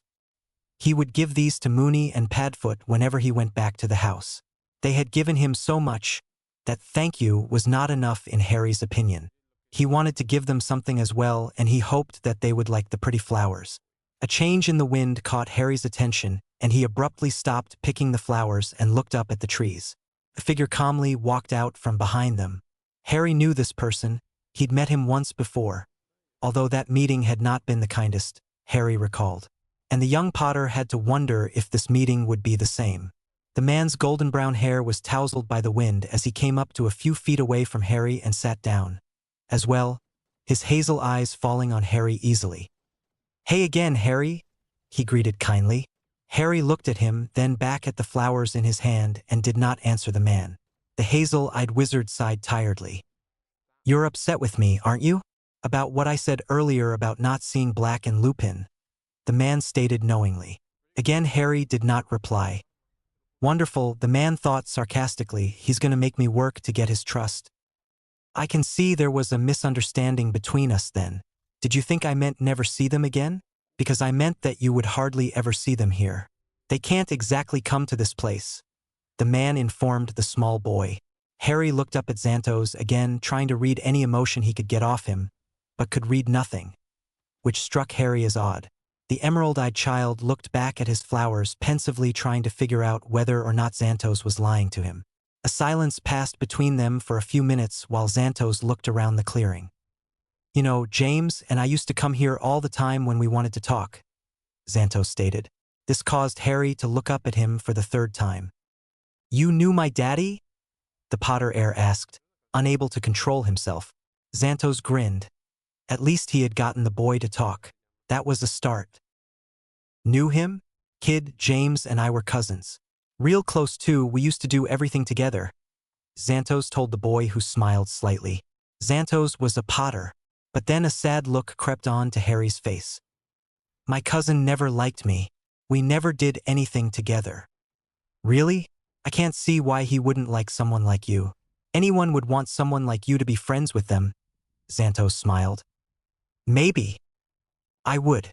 We're cousins too, you know. Second cousins, really, but cousins nonetheless. We could be friends, said Xantos. Harry fell silent. Something felt funny to the young Potter about all of this, and he was not willing to agree to become Xantos' friend until he knew for certain that he could trust him. Padfoot had told him that there are many good wizards in the world, but that there are lots of bad ones too. He's my daddy's cousin, so my feeling can't be from him, Harry reasoned with himself, but still could not bring himself to say they could be friends for some reason. So instead he changed the subject. Padfoot says he was my daddy's bestest friend and that they did everything together, Harry stated, looking down at his flowers again, missing the bitter coldness that flashed through Xantos' eyes. Well, that's true, Harry. James and Black did become best friends. A good quarter of the way through our first year at Hogwarts, if I remember correctly. But after fourth year, I don't know, because I left Hogwarts. Why? Heh, you're more like your father than you know. Xantos smirked. He never knew how to not ask why this and why that either. Suffice it to say, Black and I didn't get along that well, and I hadn't wanted James to become friends with him. Oh, said Harry. He felt compelled to ask why, but did not think it would be a question Xantos would answer. So, Harry, how's your life then? How goes it, buddy? Harry took a few seconds to answer with a short, good. You just live with the two of them then? Harry nodded. Do you know Dumbledore? Harry nodded again, still not looking up as he continued to look at his flowers. He comes to visit you often? Sometimes. Xantos looked thoughtful for a moment before he slowly stood. We leaving? Harry asked abruptly, looking up at him. For now, yeah, I'll make sure to see you again, though, Xantos stated with a disarming smile. Trust me. Harry smiled tentatively back. It had been somewhat fun talking to a cousin that was not like Dudley. Harry stood as well and handed the hazel-eyed male the flowers he had picked. Here, you can have them. Well, thanks, but… I thought these were for your Padfoot and Moony. Harry took a second to wonder how Xantos knew that he had wanted to give them to Padfoot and Moony, but quickly dismissed it. I'll pick them more later, said Harry. Xantos nodded curtly, turned and left through the trees, disappearing out of sight. The Potter heir sighed pensively, looking after the dark golden-brown-haired wizard. #8888888888888888. Next weekend sounds fine. I'm sure Harry and Ronald will love it. Ronald's been asking me for days. Mrs. Weasley chuckled. It's a plan then, Remus smiled, and Sirius nodded his agreement. Harry, you're awake. Ron squealed happily, as well as rather abruptly, from the bed, causing everyone to look at the two friends with amused smiles. Chapter 21. The Dark Forest. #88888888888888888888. My patience is growing thin, Xantos, you have yet to come through for me, hissed the cold voice of the Dark Lord as he paced the dimly lit chamber in his current bodily possession of choice. My lord, you know as well as I that trust in another is not built in a day, said Xantos respectfully from where he stood, having bowed when he had entered. An oddly amused smile came across the Dark Lord's face as he stopped his pacing and fixed his menacing gaze on Xantos. Yes, it would seem all Potters are the same. Are they not? Voldemort questioned, giving Xantos dangerously pointed look. Xantos looked taken aback slightly but nodded and looked down. So it would seem, my lord, Xantos replied, hiding the reluctance in his tone. Voldemort's eyes narrowed on Xantos before giving a curt nod and resumed his pacing. You've had 3 weeks. Have you made no progress? Voldemort inquired threateningly. Xantos chose his words carefully. The boy is not quick to trust me, master. No doubt his wariness of me is thanks to his underdeveloped senses. An elemental's senses try to warn them of danger, but he does not know how to interpret it. Hence the reason for my acting now. It is only a matter of time before he falls. Xantos stated confidently. No other Death Eater had read or knew more about elementals than Xantos, and he knew it. You better hope you are right, Xantos. You are dismissed. Xantos bowed respectfully and exited the room, letting out a shaky sigh once he closed the huge soundproof doors. You don't look well, came the sly voice of Severus Snape, catching Xantos off guard the moment he had turned around. Problems? None that you need to be made aware of, Snape, Xantos retorted, angry with himself. A bit touchy today, aren't we, Potter? Sneered Snape. Xantos glowered at Snape before passing him and proceeding down the dark corridor. The potions master watched him until his back disappeared into the darkness, then turned back to the large doors. The doors opened of their own accord and gave him entrance to the chamber beyond. What news do you bring, Snape? Voldemort drawled almost lazily after Snape had bowed before him. Snape opened his mouth to speak, but Voldemort cut him off warningly. It better be news that will help me form a new plan to get my hands on Potter, rather than this time-consuming one I must currently have. Snape was slightly unnerved by this pronouncement, but kept his composure and raised his occlumency shields as Voldemort's ruby eyes narrowed dangerously. Snape had not been informed of the current steps his master was taking to gain control over the Potter boy. Only the Dark Lord's right hand knew of it, and very few selected Death Eaters even knew his name. I do believe the news I bring will be quite invaluable to you, my lord, said Snape silkily. Do not overestimate your information. Snape, hissed Voldemort threateningly. It was occasions like these that the Death Eaters had to be retaught their place, for some of them would tend to forget. Xantos was a prime example. Forgive me. Snape knew that another word from his mouth at this precise moment would earn him nothing but a crucio, so he vouched for silence as the Dark Lord glared at him. The tension in the room could be cut with a knife, but with a terse nod from Voldemort, Snape felt he could continue. I have recently been informed of the location of Potter, Black, and Lupin's residence, Snape divulged. To his surprise, however, though he did not show it, Voldemort's eyes flashed with anger. And why have you not informed me of this earlier? I would have, my lord, but the old fool Dumbledore gave me no time to do so, Snape corrected smoothly. Voldemort could trust few of his Death Eaters. Only those that had proven themselves beyond comparison had been given the right of belonging to the Dark Lord's inner circle, and Snape was one of those few. Voldemort gave Snape a searching look but could detect no lie in his words. Then taking the boy should be an easy feat. If you can get around the main charm, Snape replied. Voldemort did not like to be spoken to if he had not given the permission for it, but he let this one slide. If he crucioed Snape now, he would not get his answers as swiftly as he desired them. Charms can be undone. Not this one. How so? The boy cannot be taken away from his guardians unwillingly without everyone in the Order getting wind of it immediately. Dumbledore's handiwork, Voldemort snarled. He would be the one to make things difficult. But not impossible, my lord. Continue. He cannot be taken unwillingly, but can easily be taken the other way around. Once he has gone willingly, then it will matter not that he is unwilling when at the new destination, for he has willingly gone in the first place. Quite the loophole. Yes, quite.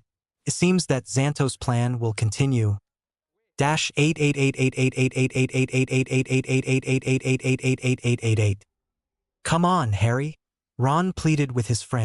888888888888888888888888888888888888888888888888888888888888888888888888888888888888888888888888888888888888888888888888888888888888888888888888888888888888888888888888888888888888888888888888888888888888888888888888888888888888888888888888888888888888888888888888888888888888888888888888888888888888888888888888888888888888888888888888888888888888888888888888888888888888888888888888888888888888888888888888888888888888888888888888888888888888888888888888888888888888888888888888888888888888888888888888888888888888888888888888888888888888888888888888888888888888888888888888888888888888888Voldemort, with a firm shake of the head. Padfoot and Mooney said to stay while they talked with Dumbles. Yeah, but they didn't have to mean stay in here, Ron pouted, looking around the classroom disdainfully. The two boys were currently situated in an unused classroom at Hogwarts while Sirius and Remus attended a newly reorganized Order of the Phoenix meeting in Dumbledore's office thanks to the unnoticed comeback of Lord Voldemort into the wizarding world right under the Ministry's nose. Molly and Arthur Weasley were being initiated, as were a few other people, and Sirius and Remus were planning on hanging back when the meeting was over to ask their old headmaster a few choice questions. They had planned on asking him sooner, but Dumbledore had not had time these past few weeks, with school starting up again soon, to speak with them. The 3 peaceful weeks that had passed since Harry's release from St. Mungo's had been anything but uneventful, however. Ron had spent the night at Harry's that weekend and Harry at Ron's the following. The two had quickly become inseparable and did everything together when together. They would talk about everything, especially when they were in bed but not tired. Ron would tell Harry more about wizards and Harry would tell Ron about muggles. Good muggles anyway, never about his aunt and uncle, even though Ron would talk about his. This weekend Ron was spending the night at Harry's again while his siblings stayed with an aunt of theirs. They did mean stay in here. If not, said Harry, walking toward the door. He tried to open it but it wouldn't budge. They wouldn't have put a child-safe spell on the door. They how much I like to explore. Ron groaned at this and threw himself down on a chair. Harry felt the sadness coming off Ron in waves and could not help but feel bad. After a few seconds of pensive silence, Ron's head shot up and he looked at Harry. "Can't you open it?" he inquired, a hopeful gleam in his eyes. Harry looked at Ron, stunned, before slowly shaking his head no. Harry knew what Ron was talking about, for he had told Ron more about himself and his powers than he had even told Padfoot and Mooney, making him promise not to tell anyone first, of course. But Harry rarely put this power to use, hence his reason for not being as comfortable with it as he was with fire. "Pretty please, Harry? Just this once?" "But what about what Padf dash? They'll never know. We just gotta get back before they get done. Fred and George do it all the time," Ron coaxed, a mischievous smile spreading across his lips when he saw Harry's resolve weakening. "But what if dash? Amber is here, right? You said you met Amber at Hogwarts, Harry. Let's go see her," Ron interjected, grinning. Harry sighed in defeat. There was no disillusioning Ron once he got started. That much Harry knew. Turning his back on his friend, the Potter heir gazed at the door. He reluctantly concentrated on it until it began to rattle. His eyes widened slightly and he took a few steps back for good measure. He knew he was not putting enough effort into it. He looked back over at Ron, who looked a little startled but nodded. Harry's eyes moved back to the rattling door. Figuring if he was going to do it, he might as well do it right and get it over with. A few more seconds and the door was banged from the other side as if hit hard by something, and it immediately swung open and slammed against the opposing wall with a resounding boom. Harry and Ron were greeted with an unceasing gust so intense that Ron toppled off his chair and was pushed along with desks, chairs, stands, and an alarmed Harry back against the wall. No matter how hard the boys tried to move forward in any way, shape, or form, the wind was too strong, and it rang deafeningly in their ears. Throwing self-control to the winds, and thinking of nothing but how he disliked this power for his lack of control over it, Harry yelled, "Stop, stop, stop!" And just like that, the wind died and the room was quiet and unnervingly still. After a minute of taking deep breaths and gazing incredulously at the open doorway, Harry came to himself and looked down to his left where Ron should have been, only to find 3 chairs. Worry enveloping him, the young Potter quickly moved them out of the way to find the ginger-haired boy crouched on the ground, covering his head with his hands. Harry quickly got on his knees so he would be at his best friend's level.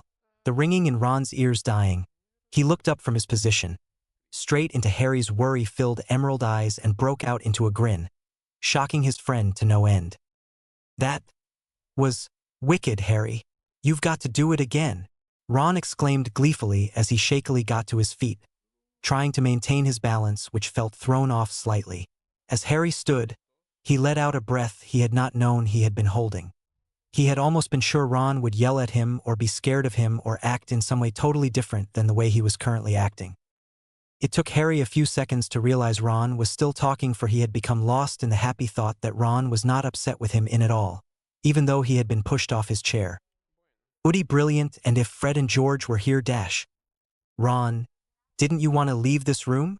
Harry asked, a smirk playing at his lips.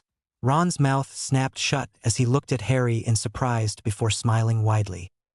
Oh yeah, come on, let's go, he said, remembering for the first time in minutes the reason he had wanted the door open in first place. The two exited the room and Harry tentatively closed the door behind them to make it look like they were still located inside. Amber's gotta be outside, Harry told Ron as they walked down the long corridor. You know how to get there? Ron asked and Harry nodded. Race you there. And with that, Harry darted down the corridor. Ron had not been expecting that, but took off right after him anyway. Ron was a pretty fast runner himself, if not, how could he get away from his brother's evil pranks? Harry rounded the corner, Ron close behind, but hit something solid, lost his balance and fell hard to the ground on his behind. Ow! He groaned just as Ron came around the corner and stopped at the sight of the accident. Harry was on the ground with a tall man with greasy black hair that curtained his face towering over him. Watch where you're going, the man snarled viciously. I'm late enough as it is. Harry practically jumped to his feet at the tone of voice used and the hatred it held, and backed away a few steps, fear in his eyes. I didn't. Harry stammered. Silence, I never said you could speak, the man snapped angrily. I don't have time to listen to your bumbling apologies. If I catch you running through these halls again, you're going wish you had never met me. The man stalked off furiously in the direction he had been going and Ron had the feeling that the man had already been annoyed by something and that all he had needed was one more push to go over the edge and explode like he just had. Or maybe he just wanted to yell. Either way, he probably didn't even know who he was talking to. Ron thought to himself before rushing to Harry's side. The messy raven-haired boy was trembling slightly and stiffened when he felt a hand on his shoulder. Are you okay, Harry? Ron inquired concernedly. Harry's eyes were glazed over and had a faraway look in them as though remembering something he did not want to. Gaining no response from his best friend, Ron got in front of him, put his other hand on Harry's other shoulder and shook him gently. Harry, it's me, Ron. Stop looking like that. You're scaring me. At Ron's words, Harry seemed to come to himself. He took a shuddering breath, then focused his gaze on his friend. I'm sorry. Harry rasped. Nah, it's okay, you just scared me, that's all. You weren't talking, Ron explained. Harry nodded dejectedly. You all right? Yeah, me fine. Don't lie. Ron. Aha. I don't want to talk. Let's just go outside. Harry did not wait for a response, knowing Ron well enough to know that he would not let the subject drop if he did, before brushing past him and continuing down the corridor. The only thing Harry had never talked about, with anyone other than his guardians, he thought suddenly, was how he had been treated at the Dursleys. He preferred, personally, not to talk about it. It hurt to remember, too much so, for it felt like yesterday to him. That man Harry had bumped into had brought back horrid memories to the boy. After a few minutes of walking in silence and going down a flight of stairs, Harry reached the open oak front doors, Ron a few paces behind him. Stepping into the bright sun, Harry shivered involuntarily and wrapped his cloak tighter around himself even though it was warm. He could almost sense Ron's eyes burning into the back of his head. I'm sorry, Ron. I just can't. Ron gave a sigh. He did not want to be annoyed with Harry for not telling him. It would not be a fun day if he was. If Harry doesn't want to talk about it, well, then he doesn't want to talk about it, Ron told himself. He was saddened by the fact Harry would not trust him enough to talk about whatever he was feeling, but he would not push it for now anyway. That's not what friends did. So, working up his Gryffindor courage, Ron ran past Harry, down the front steps that led into Hogwarts. Stopping at the foot of them, he turned around and looked up at his friend. You coming, or am I supposed to recognize Amber by myself? He asked good-naturedly with a grin on his face. Harry sighed mentally with relief before grinning back. They were going to forget the earlier incident like it had never happened. It was times like these that Harry really appreciated Ron as a friend. They really understood each other a great deal. The two crossed the grounds heading toward the lake where Harry had sat with Amber months ago. That castle was really big, Ron stated seriously, throwing himself onto the ground once they reached their destination and looking up at the sky. You have no idea, Harry responded as he too threw himself to the ground. It's bigger than I saw? A lot bigger. It's fun to be here again. Told you it'd be better than staying in that stuffy room. The two grew quiet as they watched the clouds, but were brought back to their senses by a loud bark. Sitting up quickly, both saw the miniature white tiger, white wolf with shimmering snow-white fur and amber eyes bounding toward them. Amber! Harry squealed, delighted. The creature jumped at Harry and toppled him to the ground, licking his face. Harry could not stop giggling.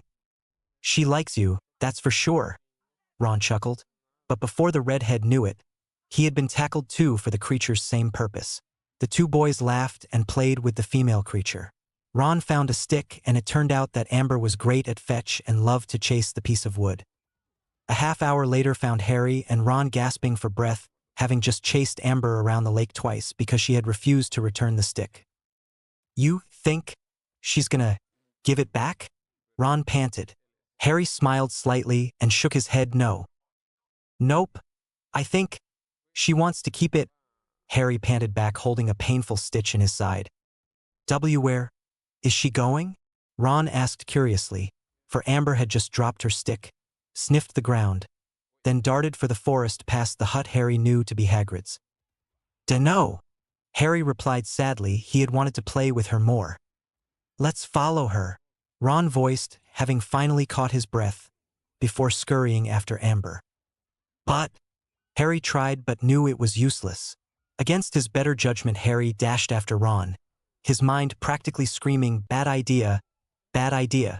Harry had never gone into that forest before, but it had a feeling of forebodingness about it, and Harry could tell it was not a place to play around. But if Ron is going, Harry reasoned. Ron had gotten a good head start on Harry and entered the forest 10 seconds before him. The amazing daylight began to dim. The deeper Harry went until it disappeared completely, leaving him in utter darkness. A trickle of fear gripped the Potter heir's insides as he ran. He could no longer see the youngest Weasley male ahead of him. Ron. No answer. Ron. Harry called out. Nothing. Harry suddenly stopped running. He had heard something? Or had he sensed it? He did not really know anymore, with this darkness pressing him in on all sides. I should have stopped him from coming in here, Harry thought to himself. Ron! He yelled, hoping beyond hope that his friend would answer him. Fed up with the darkness and wondering why he had not done it sooner, Harry created a ball of fire in his hand that lit up his surrounding area. He could see nothing but trees in the distance. Harry! Came Ron's strangled scream from far off. Harry would have been happy to hear his friend's voice again, if it were not for the amount of fear behind it. Dread filling him, Harry took off in the direction he had heard Ron's cry. Eneno, no. Ron pleaded. What's wrong, boy? Scared? Came a new voice to Harry's ears. It was harsh and rasping. The moment Harry's small amount of light made out the cloaked figure holding Ron and the redhead himself, the person whipped around, dropping Ron to the ground. Harry could no longer move. He felt rooted to the spot with the fear that enveloped him. The person looked like a man, but his eyes were golden, like that of an animal, hidden beneath his hood, and he had long yellowish nails. He was tall and lean with a strong build. He had the look of someone who did this often. He smirked evilly at Harry, his eyes coming alive with a hungry, almost ravenous, look in them. Run, half of Harry's mind told him. But what about Ron? The other half demanded. Leave him, the first half yelled. But he's my friend, the other half countered. Resigned to the worst, Harry fought his fear and threw the small fire he had made at the monster. The light went out on contact, pitching Harry and Ron into darkness again, and the monster did nothing but laugh, a laugh that sent a tremor of fear down the Potter's spine. Harry heard the thing begin slowly toward him and heard a sob come from Ron. Harry wanted to yell, scream, make some sort of noise that would help them be found, but he found his mouth dry and his throat tight. He wished over and over again in his head that he had not opened that classroom door with his power as he heard the footsteps drawing nearer. And then an idea hit him. His power. Snapping his eyes shut, Harry concentrated solely on the monster of a human in front of him. He felt the wind pick up around him, gaining strength as it blew, messing up even more, if that were possible, Harry's raven black hair. What are you doing? The man demanded abruptly, almost uneasily. Harry said nothing, concentrating harder. The young Potter raised his hand and waved it backhand in the man's general direction. As though hit by an unknown force, the monster man was thrown 15 feet and was slammed hard into a tree. Harry let his concentration falter when he heard the man groan, and surprisingly the wind stopped. Harry had been able to control it enough to make it stop. It had never been that easy before. Harry took a step toward Ron, but felt suddenly dizzy. No, Harry told himself sternly. I need to get Ron out of here. Harry did not know how he managed it, but he got to Ron and hurriedly helped him up. Are you all right? Ashari.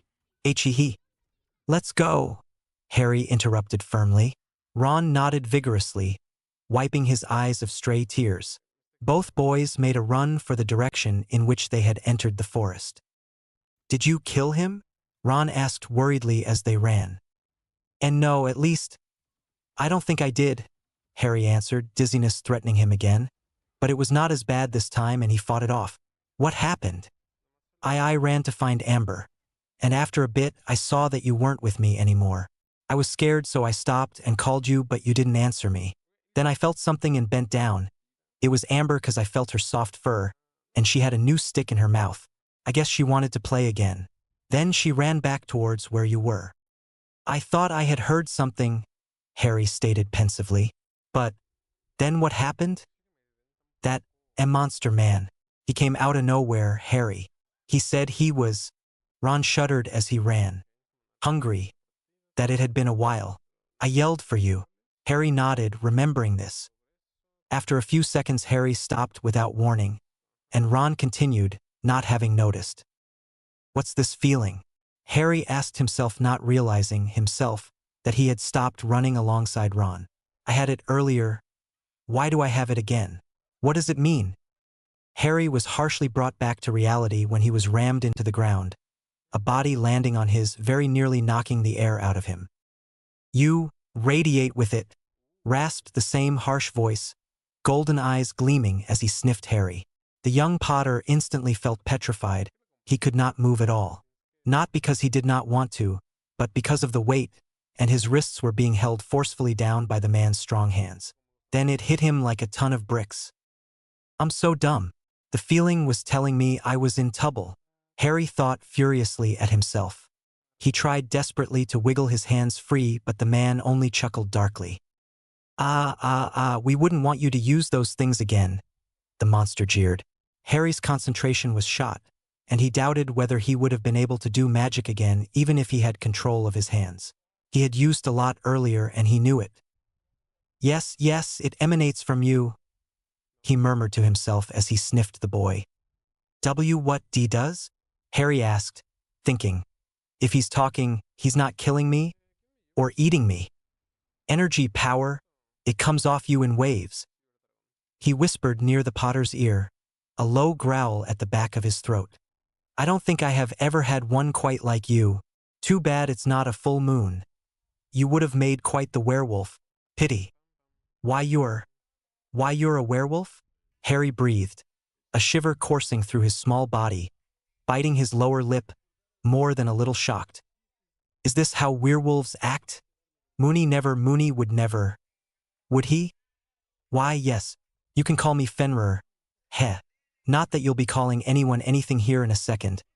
The werewolf, Fenrir Greyback, rasped amusedly. That was some attack you pulled earlier. The monster's voice felt closer than before. Harry suddenly realized with a sinking icy feeling in his stomach.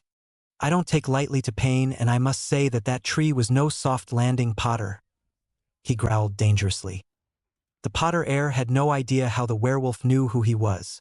Harry had never seen him before, and the fire that had lit up the area when Fenrir was going to eat Ron had only lasted for a brief moment. The werewolf could not have gotten a good look at him. The young Potter vainly struggled to free himself again, but froze once he felt hot, greedy, hungry breath at his throat, a whimper escaping his lips. He wanted Padfoot, he wanted Moony. He wanted them both more than ever, but he knew beyond the shadow of a doubt that he would never see their smiling faces ever again. During the time Harry and Ron were playing with Amber, Sir, why didn't you tell us that it had been Xantos who had attacked Harry? Remus voiced, asking the question that had been eating away at him and Sirius for a while now. The order meeting had ended a few minutes ago, and all the members had already fled home. The only remaining people in Dumbledore's office were Sirius, who was standing by a chair next to Remus, who was sitting across from Dumbledore, Snape, who stood indifferently at the back of the office in the shadows staring listlessly out of the window, and Dumbledore himself who sat comfortably behind his desk. The aging headmaster sighed and closed his eyes, resting his chin on his steepled fingers. He knew this question had only had a matter of time to come across, and he was hoping to teach his old students something by answering it. "Mr. Black," addressed Dumbledore, catching the man by surprise even though he had been adamantly awaiting Dumbledore's response to the question. "If I were to tell you that I knew the exact location of Peter Pettigrew, which sadly I do not, what would you do with that information?" Answering a question with a question was something Dumbledore took to doing often. Sirius and Remus knew all too well, but this one threw them off. What would they do?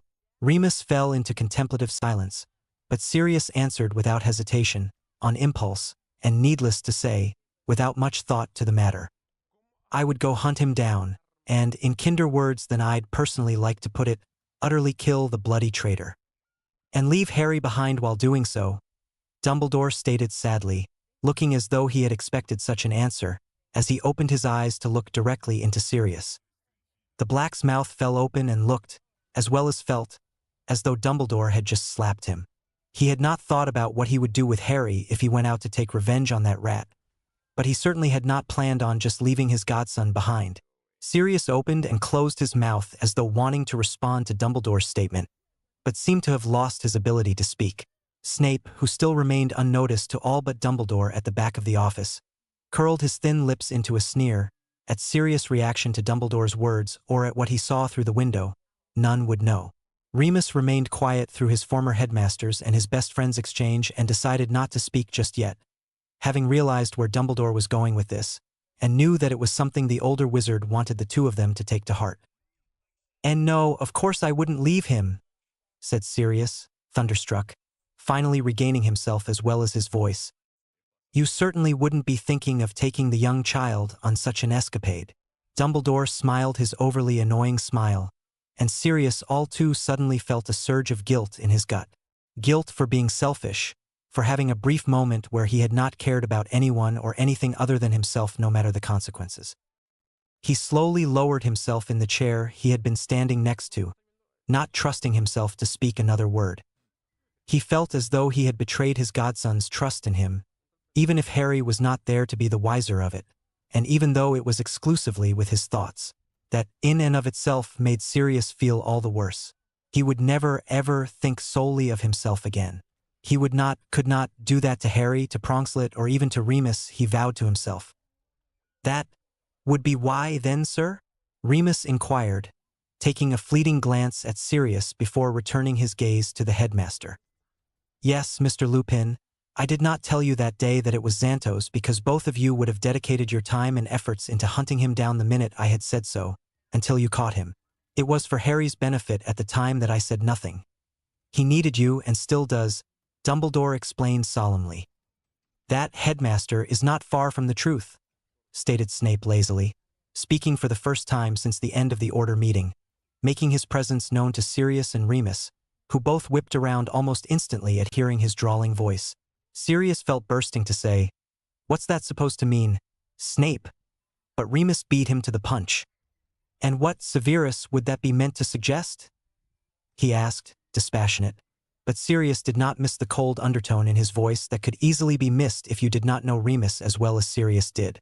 Snape sneered maliciously at the werewolf. "Just as it sounded, Lupin? Or does it not matter a lick to you in black that your precious Potter just entered the dark forest? -88888888888888888. Harry's eyes snapped shut, expecting the worst. A few seconds passed in the darkness where the only thing Harry could hear was the hungry breath on his neck. But something happened that confused Harry to no end. The hot breath that had been on his neck left, and the new momentary eerie silence was replaced with the sound of sniffing, causing Harry to hazard opening his eyes. Why's he sniffing the air? Harry thought to himself, baffled by this odd behavior, but glad the werewolf's attention had been sidetracked. Then Harry heard it, two noises that completely broke the still silence and gave him back his lost hope. The sound of voices desperately calling his name, the sounds of twigs consecutively snapping, and leaves crunching beneath feet. But his momentary hope was short-lived when he felt the anger stemming off from Fenrir in waves, and could not stop fear from spreading through him once more. Padfoot Mooney, Harry thought, trying to keep a hold on the hope that he would be rescued, but it was slipping from his grasp faster than he was able to maintain his hold on it. Fenrir's grip on Harry's wrists tightened painfully, and Harry bit his bottom lip to stop any noise from escaping him. He knew it would only bring the werewolf's attention back to him faster than would be preferable. A twig snapped loudly to Harry's left, and both the heads of Harry and Fenrir whipped to look in the direction. But it being pitch black in the forest, Harry could not see if something was there or not, though he had a fleeting feeling that Fenrir could. Those golden eyes had been so animalistic. However, he was able to sense another emotion coming from that area, though he could not decipher it. Harry doubted he would get out of this situation alive, but if he was going to be killed, he was not going to make it easy. Especially now that he knew he would be found eventually, alive or dead, as it were. Not caring about the consequences any longer, and not caring that he had been feeling lightheaded ever since having slammed Fenrir into a tree with his powers, Harry took a deep breath, as deep as one could with a werewolf atop them, and yelled the first name that came to mind. Padfoot. His own gasp of pain cut him off mid-word, for Fenrir had just dug his atrociously long yellow nails into Harry's delicate wrists, dangerously close to drawing blood. A sob escaped Harry's lips. He could not control it any longer. He was terrified. His wrists throbbed painfully from the pressure, and he just did not know what to do anymore. He felt helpless as his held-back tears finally found their way slowly onto his soft cheeks. Fenrir chuckled amusedly as Harry's sobs threatened to rack his tiny form, and an emotion of utmost fury, from Harry's immediate left, burst into life. It almost made Harry want to shrink away from it, but for some reason he did not. He was not scared of it. It oddly gave him a sense of safety, though he could not tell why. A menacing growl came from the direction the emotion was coming from. Black! Fenrir snarled, as though having just realized something. Harry's eyes snapped shut again the instant he felt sharp, piercing teeth at his throat. This was it, he knew it. But before Harry could register in his mind exactly what was going on around him, a powerful force tackled Fenrir roughly off him to the ground with a loud thud. Harry could not see, but he could hear the rolling, growling, punching, biting, cursing, yelping. Shocked by what happened, Harry quickly scrambled to his feet, gasping for the extra breath that had been denied him when the werewolf had been on top of him, but regretted getting up almost instantly because he was attacked with another fierce bout of dizziness that almost threw him back to the ground. Harry did his best to maintain his balance, which paid off once the dizziness died down, but never leaving completely. A crash was heard then, a sound Harry did not recognize before two voices shouted. Lumos! Two wand tips ignited the area they and Harry were currently in.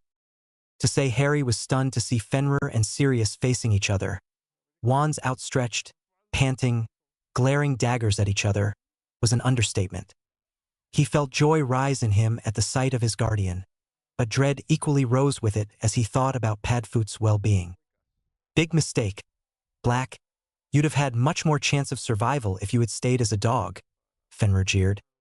And you'd have had a greater chance at seeing tomorrow Greyback if you hadn't picked my godson as your next meal ticket, Sirius growled, a look in his eyes that Harry had never seen before in anyone's. Fenrir took a brief glance at Harry, a smirk playing at his lips, which sent a shiver down the boy's spine.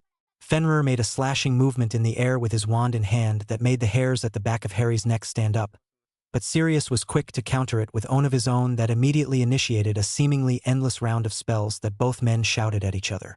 From Crucio and Stupefy to Protego and Reducto. It was when a spell had been directed at Harry, and Sirius had barely been able to deflect it in time that the 24-year-old anxiously shouted for the young boy to run. But what about Dash? Please, Pronkslet. Sirius insisted desperately as he deflected another hex and sent one in turn. Harry did not want to leave Padfoot, but he did not want to disobey him either. So, with new tears welling up in his eyes, Harry turned and ran as hard as he could. The light that was the wand tips disappeared as he left, and he was reunited unwillingly with the darkness. The only sound Harry could hear now was the sound of his own feet every time he brought one down, one after the other as he ran. Harry had felt like he had been running for forever when a new light burst into his vision again, nearly blinding him and reawakening his dormant dizziness as he came to an abrupt stop because of it. The light dimmed slightly, and the Potter heir vaguely registered Dumble's lowering his wand, as his head spun and he struggled in vain to keep upright. His knees buckled beneath him. The fatigue the day's events would cause anyone had finally reached peaking point in little Harry, but he did not hit the ground. A pair of arms instinctively wrapped themselves around him protectively, and Harry involuntarily tensed at the action. "Harry!" exclaimed a familiar voice worriedly, the person on their knees, their arms wrapped around the small boy. "Harry, are you all right?" The young Potter tried to register what was going on. He felt like if his head spun any more he was not going to be able to stay awake. But he did register one thing. That voice was Moony's. Moony, Harry thought hazily to himself as he attempted to relax his body. He was safe, he realized, before another thought planted itself stealthily in his mind. Werewolves, a Moony. And with that thought, Harry struggled as hard as he physically could to free himself from Remus' protective embrace. He pushed and he squirmed, which was about all he could do with his current amount of strength, but it got him nowhere. Remus would not release him. "Harry, talk to me. What's wrong?" Remus whispered calmingly, rubbing soothing circles into Harry's back with one hand and holding him in place with the other. "Let me go," pleaded Harry softly, whose voice sounded cracked. "No, not until you let me help you," Remus stated firmly, yet gently at the same time. He got no reply. As Harry's dizziness ebbed away, he could not help but want to let Moony help him, to hold him, to comfort him, to tell him everything was going to be okay. Moony was a werewolf, though. Harry's mind seemed to scream it. But the Potter's heart told him a different story, one that reminded him of the Moony he knew, of the Moony who had cried at his bedside in the hospital, the Moony who had said he loved him and wanted no harm to befall him, the Moony who had actually turned into a werewolf and had not hurt Harry in the slightest, the Moony whose emotions now carried no ill will toward him, an ill will that had never and would never be there, just unconditional warmth, affection, caring. Harry slowly came to recognize. This was Moony, not Fenrir, this was Moony. Remus could not help but feel confused by the way the young child was acting, not to mention slightly hurt that Harry did not want his help. He had been sure serious and he had formed a bond of trust with Harry, but now it seemed it had somehow broken. "Harry," Remus murmured softly, sadly, running a hand through the boy's silk-like black hair, and surprisingly, the boy's small form relaxed into Remus' embrace and tentatively, as though worried Remus would mind it, wrapped his small arms around the Lupin. Harry's body was trembling something terrible. Remus was quick to realize the boy was crying, and swiftly held the Potter a little tighter, while he continued rubbing soothing circles onto the boy's back. "Will you talk to me now?" Remus inquired gently. Harry nodded weakly into Remus' robes, which were now getting wet with the tears he had finally let flow. "Padfoots, fighting alone with Fenrir," Harry hiccuped. Remus' eyes flashed with worry. Ron had told them he and Harry had come face to face with a monster, but it being Fenrir Greyback had been the last thing Remus would have thought of. He looked up at Dumbledore, who had remained silent as he watched Remus together with Harry. The Hogwarts headmaster nodded knowingly before proceeding in the direction Sirius, in his animagus form, had gone. Remus meanwhile checked and double-checked his charge for bite marks. There were none, thank Merlin. -88888888888888888. "Poppy, I am fine," Sirius insisted, trying to get up for the umpteenth. "They're just scratches, I swear." "Codswallop, Mr. Black, now sit still," Madame Pomfrey replied sternly as she pushed Sirius back onto the bed. Remus stifled a laugh and Sirius shot him a dark look. If anyone hated trips to the hospital wing, it was Sirius. He hated being bedridden and treated like he was going to break if anyone came to visit him. He remembered all too well his many undesired visits when he was in school. He had thought he had been rid of this overbearing which when he had graduated, but here he was yet again. The world was cruel, and fate was laughing at him. "Come on, Padfoot. It's just a potion and some healing spells," Remus chuckled. "You drink it and see how you like it," Sirius retorted, irritated. Remus shook his head, smiling. Sirius' appearance was not the prettiest sight at the moment. To say the least, he looked like he had been hit by a train. That was nothing to say for the werewolf responsible. The werewolf in question had managed to get away in the end, but not without receiving the worse end of Sirius' wand. Ron sat tiredly on a hospital wing bed opposite Sirius, watching the adult man's refusal of healing with amusement in his young blue eyes. Ron had run into Sirius, Remus, Dumbledore, and Snape as he made his escape from the forest. It was only then that he realized Harry was not with him anymore. Sirius and Remus had looked worse than worried at the sight of him alone. He had given them a rushed explanation of what had happened to him and Harry, leaving out the blasting the classroom door open part.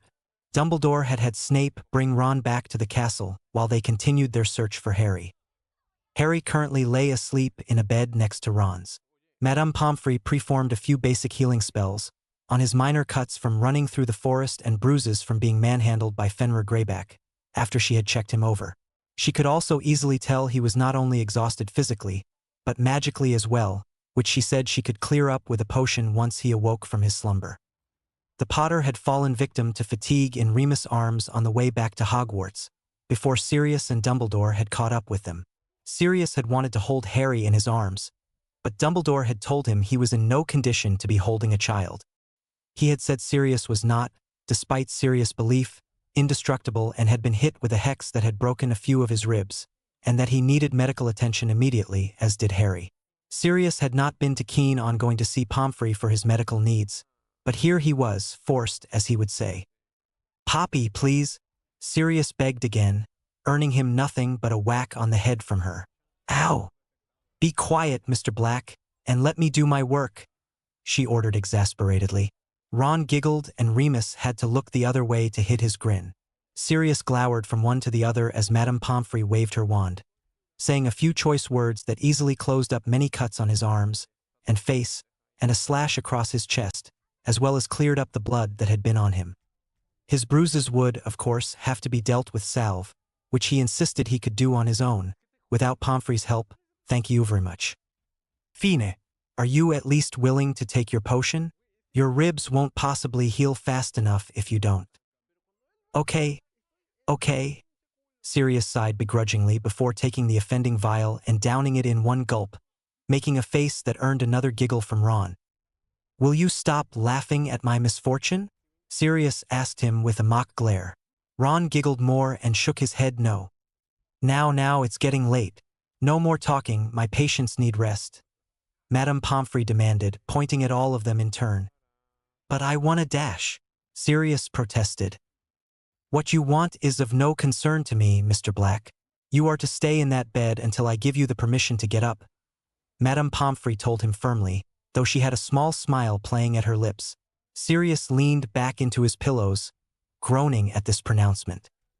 -88888888888888. Xantos sat in the Dark Lord's study, idly flipping through a book he had pulled out from one of the shelves. A loud pop in front of him was the only reason he had to lazily lift his head to see who it was, as only Death Eaters could apparate in and out of this place. He was greeted with a sight that could only make him smirk.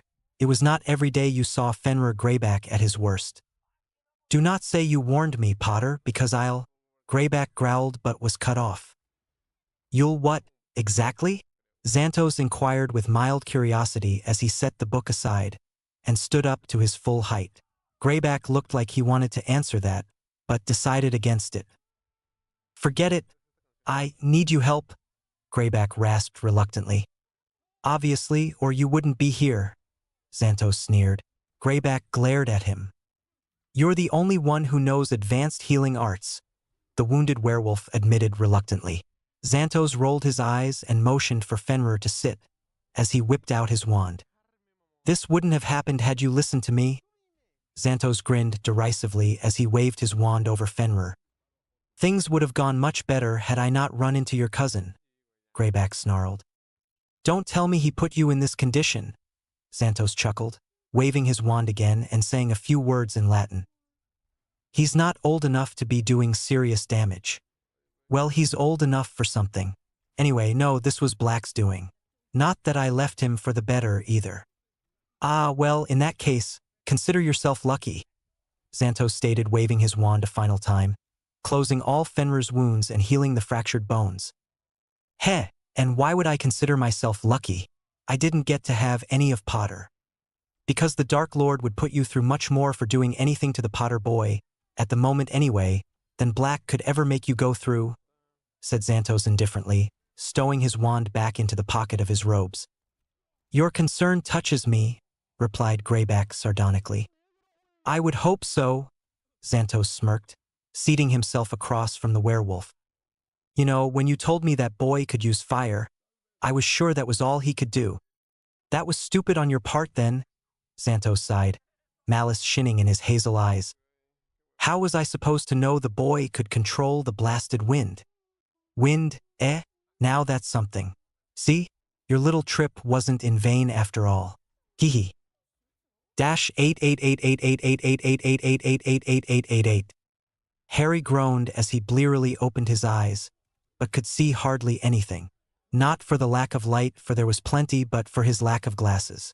He reached over to the nightstand and easily grabbed them, putting them into place. He took in his surroundings and sighed. The hospital. Again, he thought to himself. Moony sat asleep in the chair next to Harry's bed, and Harry could not help but smile softly. Moony might be a werewolf, but he was different, Harry knew it. He looked to his other side, expecting to see Padfoot, but saw no one. Padfoot was not there. The first thought to enter Harry's head was, of course, the worst. Padfoot must have lost to Fenrir. Tears stung Harry's eyes at the thought as he looked desperately around, but only saw Ron in the bed next to him, fast asleep. It was then that he noticed the furry black something lying at the foot of his bed. Curiosity getting the better of him, as it always tended to do, Harry pulled his covers off and crawled to the end of his bed and touched the thing. It was soft, and it was breathing? Oh, it's a doggy, Harry noticed, finally seeing the snout and ears. It's pretty, Harry thought to himself as he stroked the dog's fur a second time, which caused its ears to twitch. The shaggy black dog opened its mouth and yawned wide as it opened its eyes and looked around tiredly before resting its bluish-gray gaze on the Potter, who gasped in surprise. You have Padfoot's eyes. The dog seemed to look at Harry incredulously before realization passed over him. He had never shown Harry his dog form before. With a soft pop, the dog transformed back into the Padfoot Harry knew, sitting cross-legged in the same spot, grinning goofily. The Potter heir's eyes widened to the size of dinner plates at the sight before him, and he did not even realize that his mouth had fallen open. Surprised, kiddo? Harry seemed to have lost his voice. He wanted to exclaim about how wicked it was that Padfoot was a dog, but the happiness that Padfoot was just alive did not let him go off on it. Ah, come here, I'm sorry. Did I scare you? Sirius inquired affectionately as he scooped his shocked godson up and into his arms and placed him on his lap. You're alive, Harry squealed happily, wrapping his arms around his godfather's neck and holding on like his very life depended on it. Sirius laughed good-naturedly as he ruffled Harry's hair. Of course I'm alive, kiddo. You think I'd ever leave you? Sirius grinned. Harry smiled widely and hugged Sirius again before finally releasing him and allowing himself to be brought back down to his godfather's lap. Sirius wrapped his strong arms protectively around the Potter heir, who contentedly rested his head on Sirius' chest. The two passed a few minutes in silence, just enjoying each other's much-missed company. In the end, it was Harry who was first to break the pleasant silence between them. We're all different, aren't we? What's that mean? Sirius inquired with a soft smile. Well, us, you and me and Moony. I'm different than other wizards, 'cause I can do magic without a wand. You're different too, 'cause you can turn into a dog. And Moony, well, Moony's a werewolf, Harry explained, wrinkling Sirius' shirt in his hands. The black could not help but chuckle a bit at this. We're just a different kind of family. Then Sirius asked, grinning. Harry smiled and nodded. Padfoot, are you mad at me? Harry inquired out of nowhere. Sirius sighed at this question, knowing it would come. It was in Harry's shaped personality. I'm not mad at you, Pronkslet. I was worried. You could have been killed yesterday. I'm sorry. I didn't mean to dash. I know you didn't, kiddo. I just want you to know from now on that if Mooney or I tell you not to do something or tell you to stay somewhere, we don't do it for the heck of it. If it were my call, I'd let you touch anything and go anywhere you wanted to, but there are dangers in the world that you don't know about yet, and it's because we love you that we tell you not to do some things, Sirius explained to his young charge. Harry nodded understandingly. Now, as for that door. I'm sorry. I know, and it's okay. You won't do it again, I'm sure, Sirius stated, knowing Harry never did something that got him in trouble twice, let alone do something that would get him in trouble. It was not in his persona. Mr. Black, you are in no state to be holding your godson, came Madame Pomfrey's exasperated shriek as she bustled down the hospital wing in their direction. Poppy, Sirius whined. Harry giggled into Sirius' shirt. Do not poppy me, Mr. Black.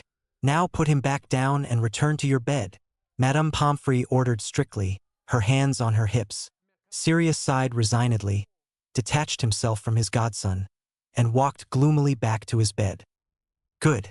Now then, this is for you, Harry dear, she smiled, uncorking the potions vial she had in her hand before handing it to the young Potter. The emerald-eyed boy obediently drank it, and was amazed, once again, at the wonders it worked. He felt a lot better than he had yesterday.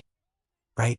I would like to keep you an extra day, but I think you would be fine going home tonight if you truly want to, Madame Pomfrey sighed. That's good to hear, Sirius grinned. Madame Pomfrey huffed, annoyed, before returning to her office. Did Fenrir hurt you, Padfoot? Harry inquired timidly. Nah, I'm good. Poppy over-exaggerates all the time. Didn't hurt me a bit. Okay. Harry, you know Remus isn't like Fenrir, don't you? Sirius asked from his bed, sitting up a little straighter.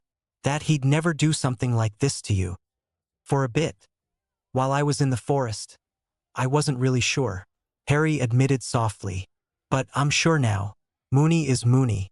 He and Fenrir are different. I can sense it.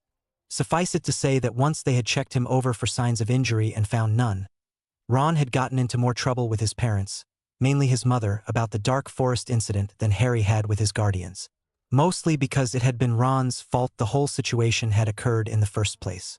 1. He had encouraged Harry to disobey his godfather as well as Mooney, and 2. He had coaxed Harry into even using his powers to do so. Harry, of course, had gotten admonished as well, though Sirius and Remus understood that Harry's lack of control on his empathic power had been the prominent cause for him to succumb to Ron's wish to leave the room. The Potter heir was a naturally good-hearted person and hated to be the cause those he cared about, as well as trusted, became sad or disappointed. Hence the reason he found it very difficult to tell anyone he cared for no, which was something Sirius and Remus were going to be sure to work on with their charge. Ready, Harry? Asked Remus delicately once they had passed the anti-apparition wards of Hogwarts School of Witchcraft and Wizardry. Remus had an urge to pick Harry up for the apparition from Hogwarts to Marauder's Abode, as Sirius had so christened it, but refrained himself from doing so. Picking Harry up to apparate was what Sirius usually did. But, as Madame Pomfrey had released Harry and had forced the protesting Black to stay an extra day in the hospital wing, Sirius was unable to fulfill such a duty, and Remus was not sure Harry would like it if he tried to do it. Especially now. And who could blame him? Remus thought bitterly to himself. He knows what werewolves are now. How could he not want you as far away from him as physically possible? Harry, who had been silent during their walk to the edge of the wards, looked up hesitantly at Remus and replied with a soft, yes, before returning his gaze to his shoes, as if fascinated by them. What Remus did not know was that Harry was not acting this way because he was scared of him, or because he did not like him anymore, but because he was worried Remus himself was either upset about how Harry had reacted to him in the forest or had even gone as far as to not care about Harry anymore. Which was something the Potter desperately wished was not true, but would not blame Remus if it were. And the hurt Harry could feel coming off the Lupin was not helping him feel any better about it. The last thing he wanted was for Remus to feel hurt, especially since it was he, Harry, who had done the hurting. Truth be told, Harry just wanted to throw his arms around the lycanthrope and apologize profusely and tell Remus that him being a werewolf did not matter to Harry because Remus was different and that Harry did trust him. He trusted him with his life, but Harry was also scared of what would happen if he were to be rejected. The young Potter did not know if he would be able to handle something like that coming from someone he cared a lot about.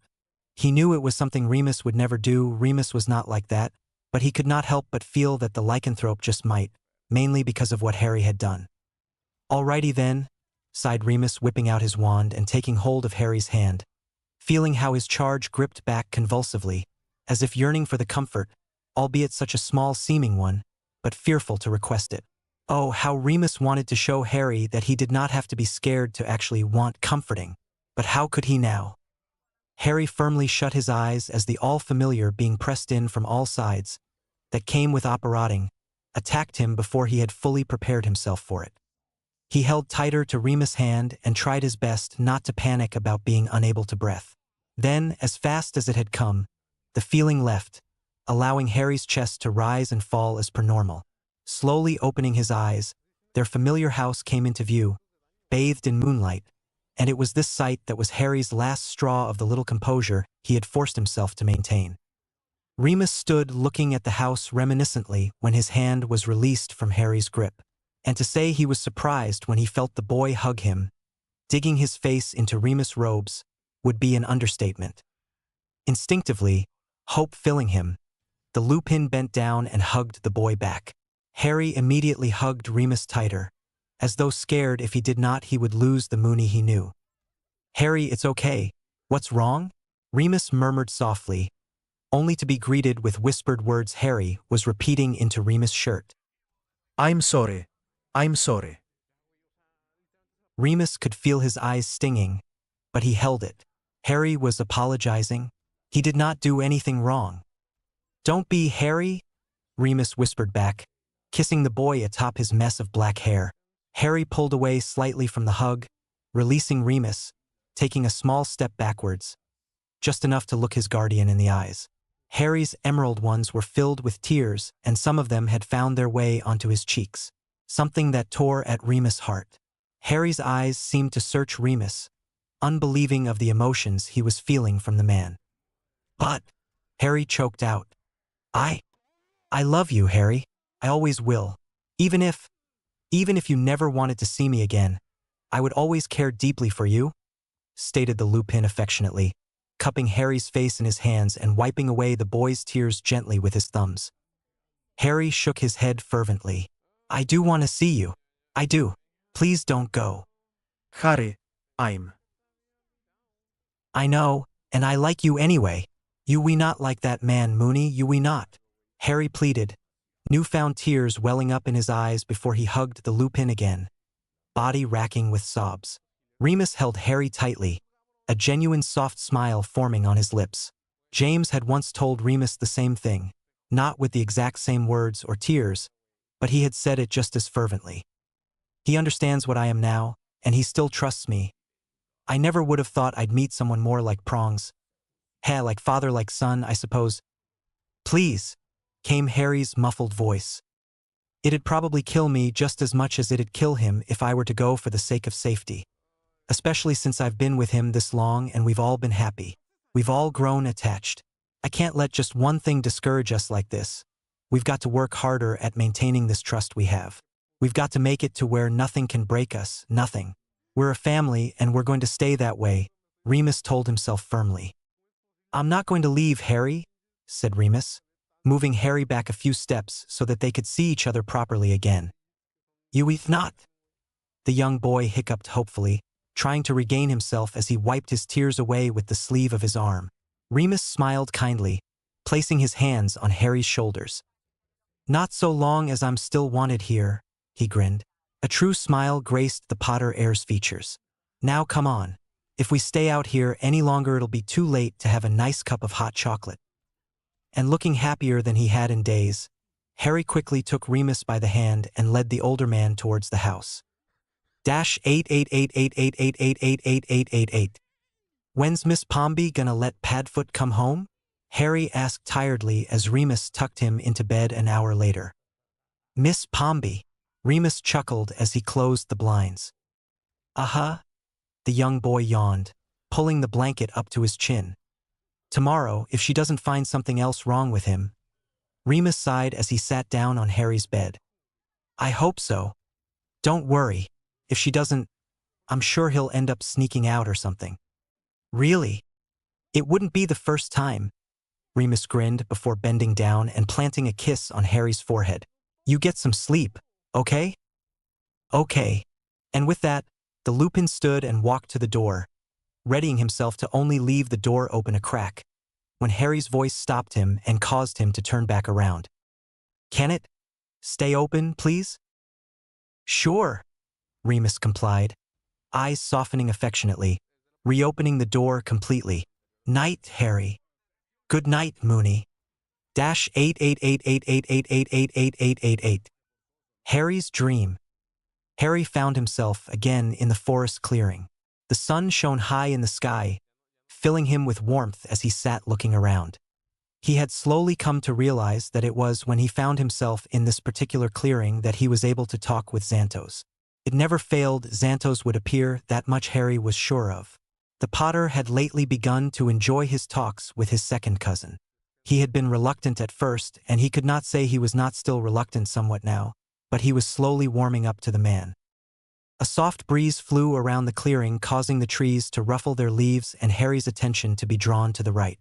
Sure enough, from behind the trees came the hazel-eyed wizard. Xantos.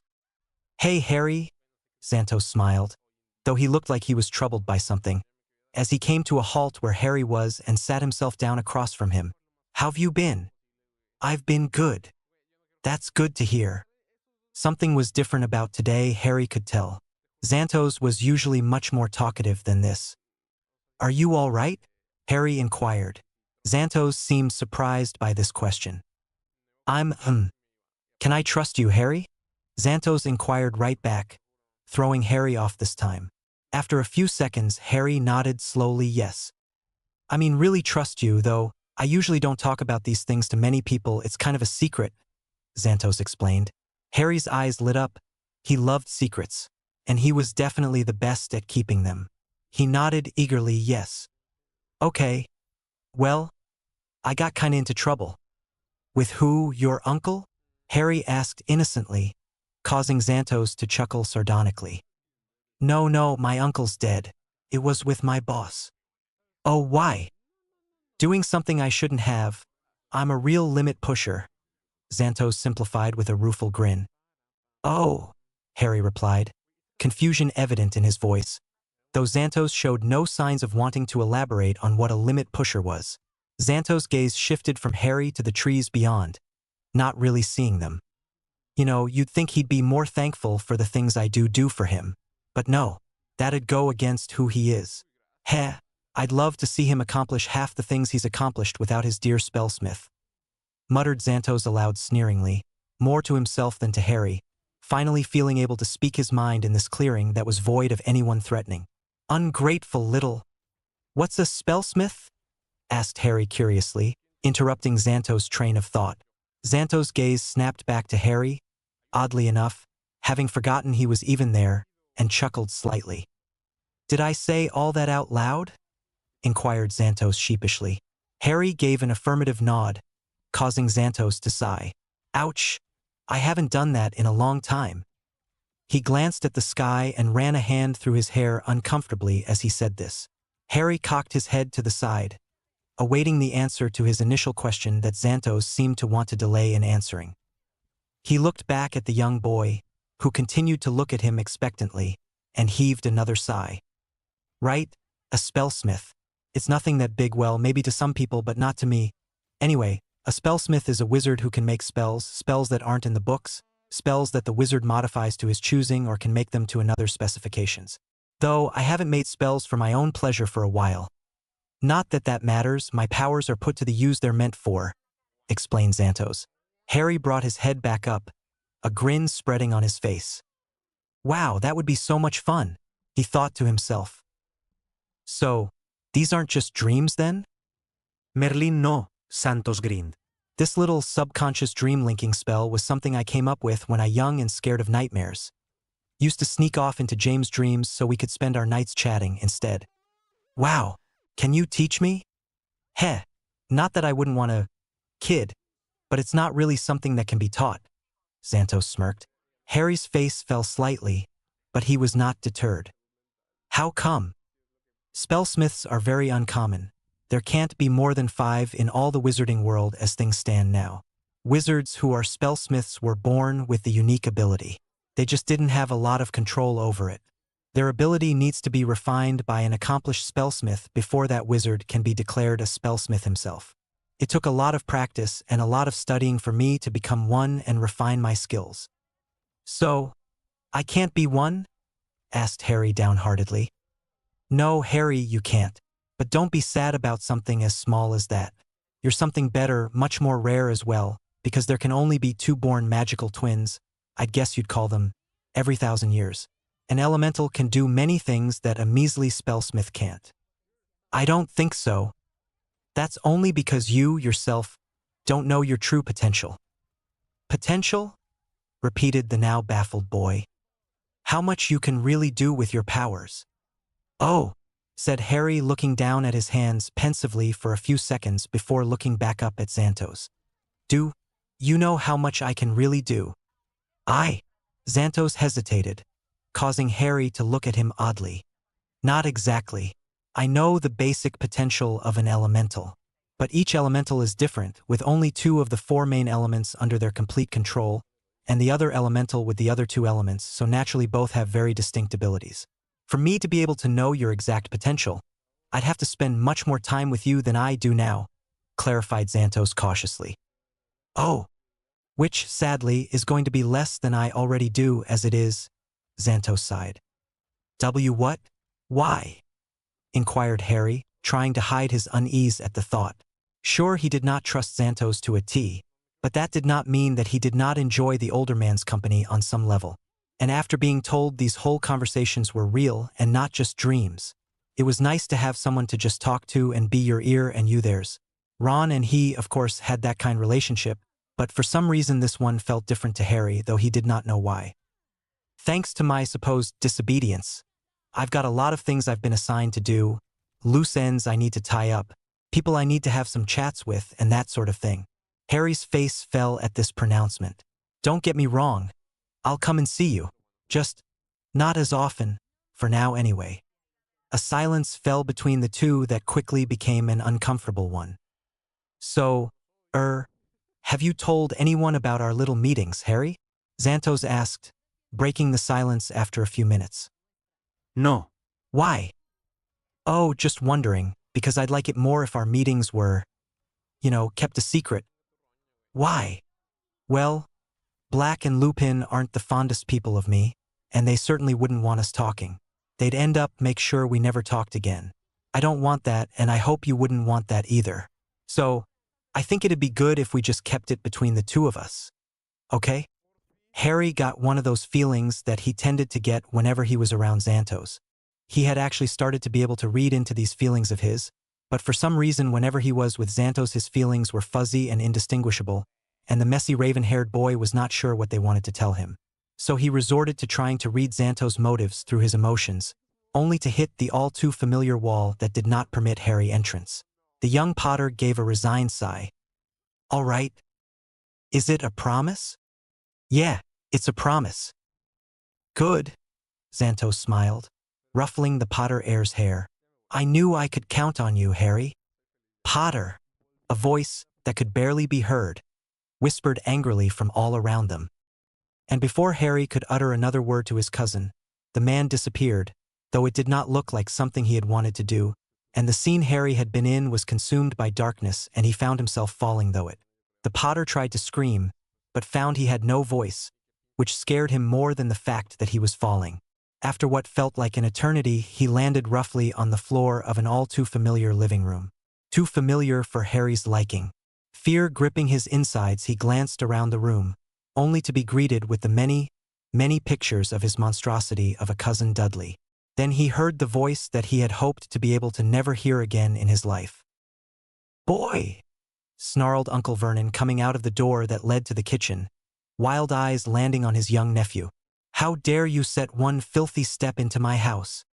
Ena no, iu. Stuttered Harry, having finally regained his voice, backing away slowly. He felt himself back into the wall as his uncle closed the space between them with a few quick strides. "Shut up, idiot boy. I never gave you permission to speak," Uncle Vernon roared, grabbing Harry by the collar and slamming him roughly into the wall, causing the boy to cry out in pain. Harry's cry only earned him a slap across the face and him being dropped forcefully onto the ground. He bit his bottom lip to refrain from making another sound as Uncle Vernon grabbed his smelting stick from next to the door and brought it down in one swift motion onto Harry's back. For more whacks followed in quick succession, each one harder than the last, all the while Harry holding in his screams, knowing better than to release them. "You're nothing but a no-good freak boy. You've only been a useless burden to anyone who's ever taken you in," Uncle Vernon shouted. "And I think what you truly need is a good few rounds with the belt. Don't you dare move, or I'll make sure it's that much worse, boy." Harry whimpered helplessly once Uncle Vernon reached the top of the stairs to go in search for his belt. As he brought his knees up to his chest, wrapping his arms around them and crying into them, he ached all over. Why is this happening? He could not help but think as he cried. What had happened to Xantos? Where was Padfoot? Where was Moony? Why was he here? Not more than 2 minutes later, Uncle Vernon came bounding down the stairs, a look of pure enjoyment on his face. Hearing the footfalls coming, Harry was quick to stand, only to be thrown back to the floor by his uncle, who then raised the belt threateningly. Harry snapped his eyes shut, anxiously awaiting its connecting with his body. Though it never happened, Harry ventured to open his eyes to see why, but desperately wished he had not when he saw what he saw. Uncle Vernon no longer stood there. Instead, terrified emerald-eyed boy was face to face with Fenrir Greyback, whose mouth was open, revealing his dangerously sharp, long, and yellow teeth coming ever closer, a look of ravenous hunger in the werewolf's golden eyes. "New Harry -8888888888888888. Harry, came Remus Lupin's voice from somewhere above him, though it sounded oddly distant. "Harry, wake up. It's okay. You're only dreaming." Remus, who was dressed in his night clothes, sat next to Harry on the young boy's bed, shaking him gently. Remus, being the light sleeper that he was, had been awoken easily with Harry's yelps of pain. Worry threatening to consume him, he had hurried to his charge's bedroom to find out what was wrong. Harry had tossed and turned in his bed until he had wrapped himself up completely in his blankets, like a straitjacket. The boy's cheeks were wet with tears, and his face was contorted in pain. At Harry's yell of "No," Remus immediately decided that if he was going to wake Harry up, just saying his name was not going to work. "No, no," Harry murmured, not fully awake yet. "Harry, you're fine. I'm here." Harry's eyes snapped open, and acting as his reflexes told him to the Potter back away quickly until he hit the headboard, looking around as though expecting to be attacked, fear swirling in his green gaze. Remus' eyes softened at the look on Harry's face. He could only imagine what the boy had dreamed. "Harry!" The messy-haired Potter's head instantly turned back to Remus, finally allowing himself to see that it was indeed Moony sitting there. Newfound tears welling up in his eyes, Harry launched himself into Remus' arms, which instinctively wrapped themselves around him comfortingly, and sobbed into his guardian's nightshirt. "Moony! It hurt. It hurt so much." "I know, no, it's going to be okay, cub. I'm here. I'm here," Remus soothed, mind reeling with thoughts. Who hurt Harry?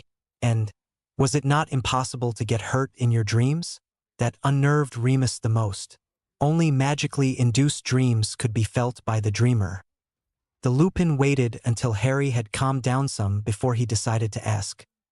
"What did you dream, Harry?" "I dreamed." He hesitated slightly. He had made a promise to his second cousin, and keeping to it, he skipped that part completely. "You Uncle Vernon, H.E." Harry's voice choked, tears coming to his eyes again. He had stopped feeling pain the second he had woken up, but the memories alone. "Oh, Harry, I'm sorry. I'm so sorry. I should have come to you sooner." Trying to calm himself again, Harry rested his head on Remus' shoulder and Remus rubbed soothing circles into the child's back. "Can I?" Harry began uncertainly. "Can I sleep with you, Moony? I don't want to be alone." "Of course you can. You can whenever you want. Harry, you don't even have to ask."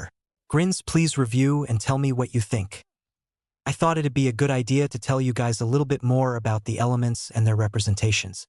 I researched a lot for this story, and here is something very influential in this story that I found. Fire represents passion, emotion, and warmth, as in kindness. Water represents tranquility, composure, and purposefulness. Earth represents stability, prudence, and determinedness. Air represents sensibility, forcefulness, and friendliness. But no matter which other element an elemental has, their first one is their main one, which means their personality matches more to their first element's representation than to their second element's representation. Though their second element is influential to their personality, it is not dominant. In Harry's case, fire is his dominant element. Because of that, you can see those traits more pronounced in him, though, of course, you see his background personality air that influence him greatly. So, now knowing what I've told you, I think it'd be fun to see who you think the other elemental is. Grins, whose two element powers must be water and earth, since there can only be two elementals every 1,000 years and Harry already has the powers of fire and air. This setup is of course to prevent there being some all-powerful elemental wizard who controls all four elements.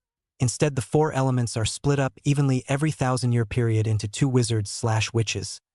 Two people who are twins at their magical core. Nods. 6-year-old Harry James Potter ran as fast as his legs could carry him across the front yard with only one thought planted firmly in his mind: to not get caught.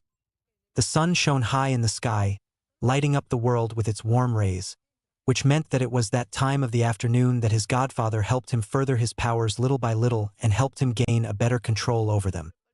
A few months after his masterful escape from the Hogwarts hospital wing, Madame Pomfrey had shown up at their house the next day, and boy did Sirius regret having run away.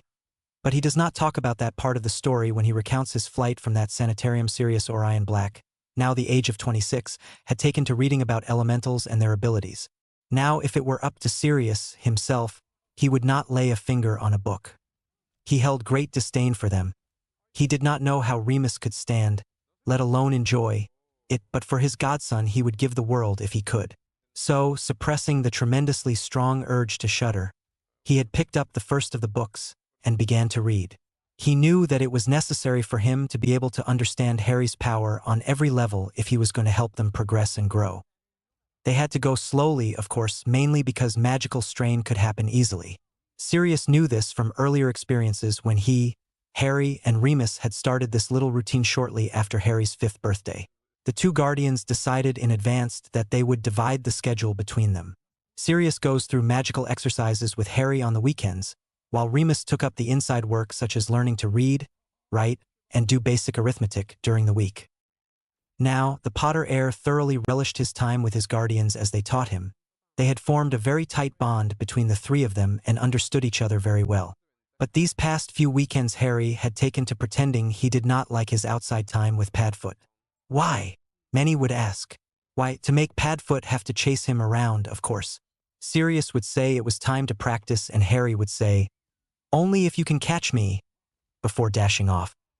So, if you have not been able to tell already, That was the situation Sirius found himself in at this precise moment in time. Did it annoy him? No, not even for a second. Quite the contrary, actually.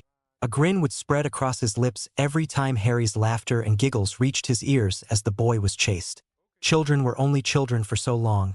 They seemed to grow up in the blink of an eye, and Sirius was going to make sure he cherished every ounce of his godson's youthful innocence before it was gone. For he knew he was going to miss it dearly when it was. Panting, a grin planted in place, Harry ran behind one of the many trees surrounding their house. Trying to catch his breath, he leaned against the tree and listened with all his might. He knew Padfoot was close by and that if he was not careful he would most certainly get caught, but he was ready to dash at the slightest sound of leaf or grass crunching. He waited a beat, expecting to hear something, waited another beat, but no sound came from around the other side of the tree in the direction of the house. Where'd he go? Harry pondered, frowning slightly, eyebrows creased, almost disappointed. Padfoot can usually catch me faster than this. Taking his chances, Harry turned around, placed his hands on the tree's rough bark, and risked inclining as far to the left as he could in order to see around the other side of the tree without actually leaving his supposedly hidden position. He's nowhere, Harry thought to himself as he looked from left to right. Why's he the one heedy? A gasp of surprise escaped Harry's lips as a strong pair of hands grabbed him from behind and lifted him into the air. Gotcha, sniggered an all too familiar voice as he lifted the young boy onto his shoulders. Padfoot, breathed Harry, amazed. How'd you? Little tricks you learn as you get to be old like me, the black grinned, walking back in the direction of the house. You're not old, Padfoot, Harry giggled, almost slipping off Sirius' shoulders in the process, but was righted again by his godfather. Glad to hear you think so, Pronkslet, Sirius smiled. But now, my little getaway, I have caught you. So.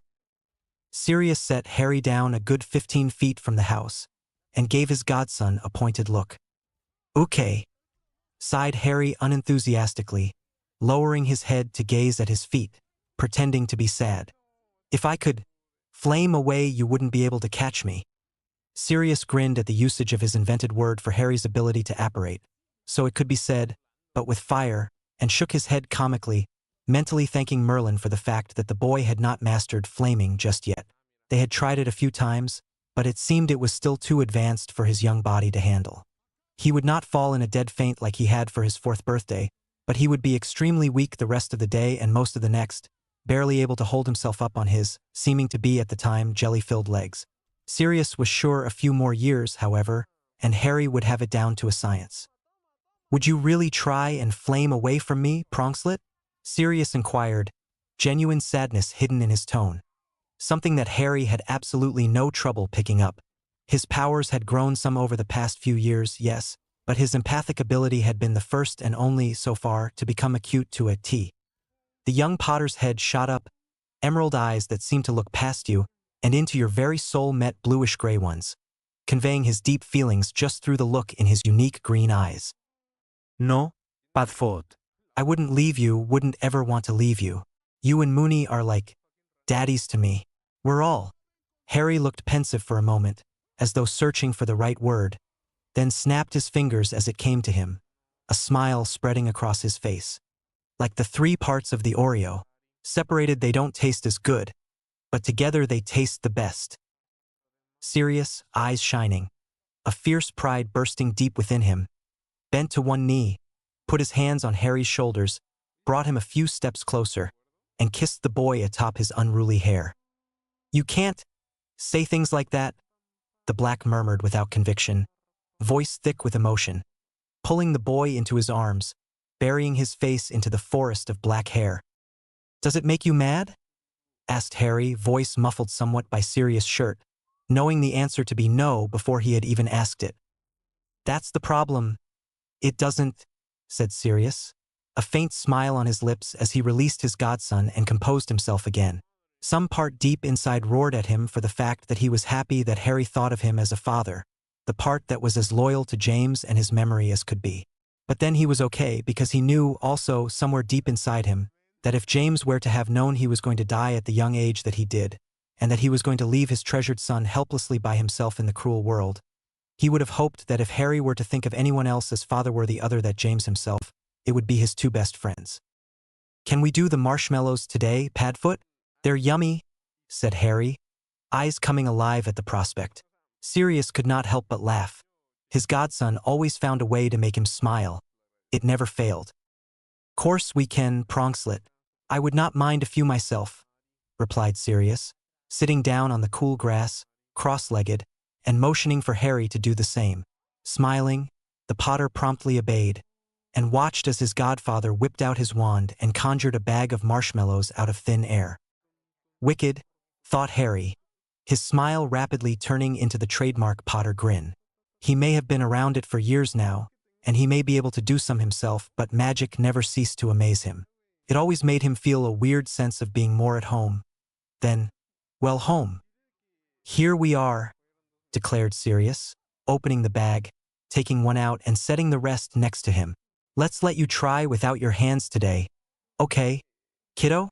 Sirius, holding the marshmallow between his forefinger and thumb, held it out between them. Harry gave Sirius an uncertain glance before returning his gaze to the marshmallow and nodding once. Okay, you can do this," he told himself firmly.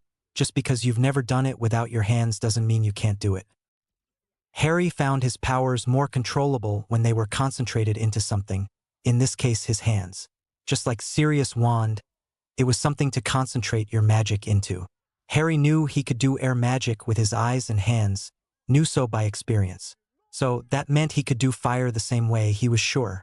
But then again, when he did air magic with his eyes, it was very much out of his line of control, unlike when he did it with his hands. Shaking his head of these thoughts, this was something Padfoot believed he needed to master. So he was going to master it.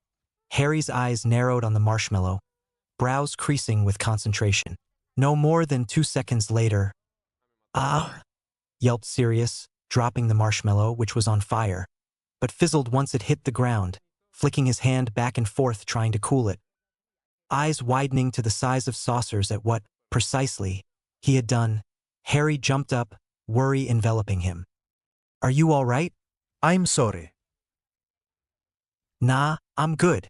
I had half expected it to turn out that way anyway," Sirius chuckled, motioning again for Harry to sit down, giving him a reassuring smile as he blew on his fingers. The Potter sat down uneasily, eyeing Sirius' hand as though expecting it to burst into flame or something. "Are you sure?" he inquired again anxiously. I'm sorry, Padfoot. "Don't apologize for something you had no control over. Pronkslet, how many times do I have to tell you? Did you mean to burn my fingers?" Looking thunderstruck by the very idea, Harry vigorously shook his head no. "Well then, all's well that ends well. It's going to be like this now, but as Mooney says, practice makes perfect, and you'll have it down in no time. You may be able to do it even better than with your hands in the end," Sirius assured, having finally cooled his fingers, extracting another marshmallow from the bag, Harry giving him a dubious look as he did so. -888888888888888. By the end of the weekend, Harry felt horrible. He was positive he would never get his power under control with anything other than his hands. Sirius had come inside with his hands very red from having caught fire, however briefly, more than 20 times. Though, beyond Harry's line of comprehension, Padfoot was not upset about it at all. He seemed gleeful, if nothing else. He was still optimistic that the young Potter was going to be able to learn how to do it without any trouble.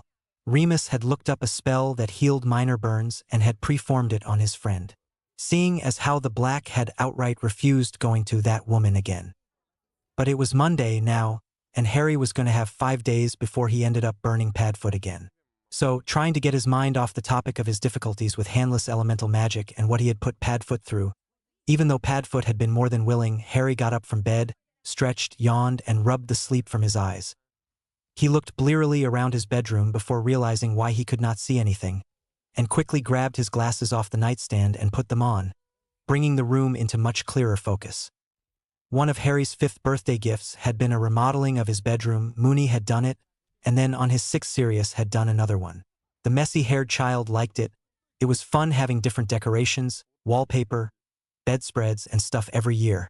Padfoot, Mooney, and Harry decided on it being a tradition. Same old, is boring, Sirius would say. This year Harry's favorite part of his room was his wallpaper and ceiling. It was covered in Quidditch wallpaper that actually moved. Brightly robed players playing the game. His ceiling was a painting of the clear sky with a golden snitch zipping around being chased by two seekers of the opposing teams which occasionally were being chased by bludgers. Harry liked watching these two at night before he fell asleep. Padding over to his closet, he opened it and picked out a pair of jeans and the Chudley Cannon's t-shirt Ron gave him for his birthday a few months ago. Disrobing himself of his dragon-covered pajamas, which was a gift from Charlie, Harry slipped into his clothes, made his bed which was covered in little black dogs which looked suspiciously like Padfoot, and proceeded out of his room, going downstairs, taking the steps two at a time, a little something that Fred and George had taught him to do. -88888888888888888. In the time that Harry was getting ready to come down to breakfast. He really likes it. Padfoot, I don't know why you're making such a fuss, stated Remus as the two set the table for a breakfast consisting of chocolate chip pancakes. It's reading, Moony. I mean, I can understand reading because you have to, but actually liking it, replied Sirius, repulsed at the thought. I like reading. That's because you're you. Are you calling me weird? No, maybe. Remus sighed and shook his head as he placed two pancakes on each of the three plates. Prongs didn't like to read, Sirius stated sullenly, sitting down on one of the chairs. Harry's not Prongs, countered the lycanthrope easily. I know. I'm just trying to figure out where he got it from. Lily loved to read. Oh yeah, I told Prongs not to get involved with her. Told him she would be trouble from the off. But did he listen to me? No.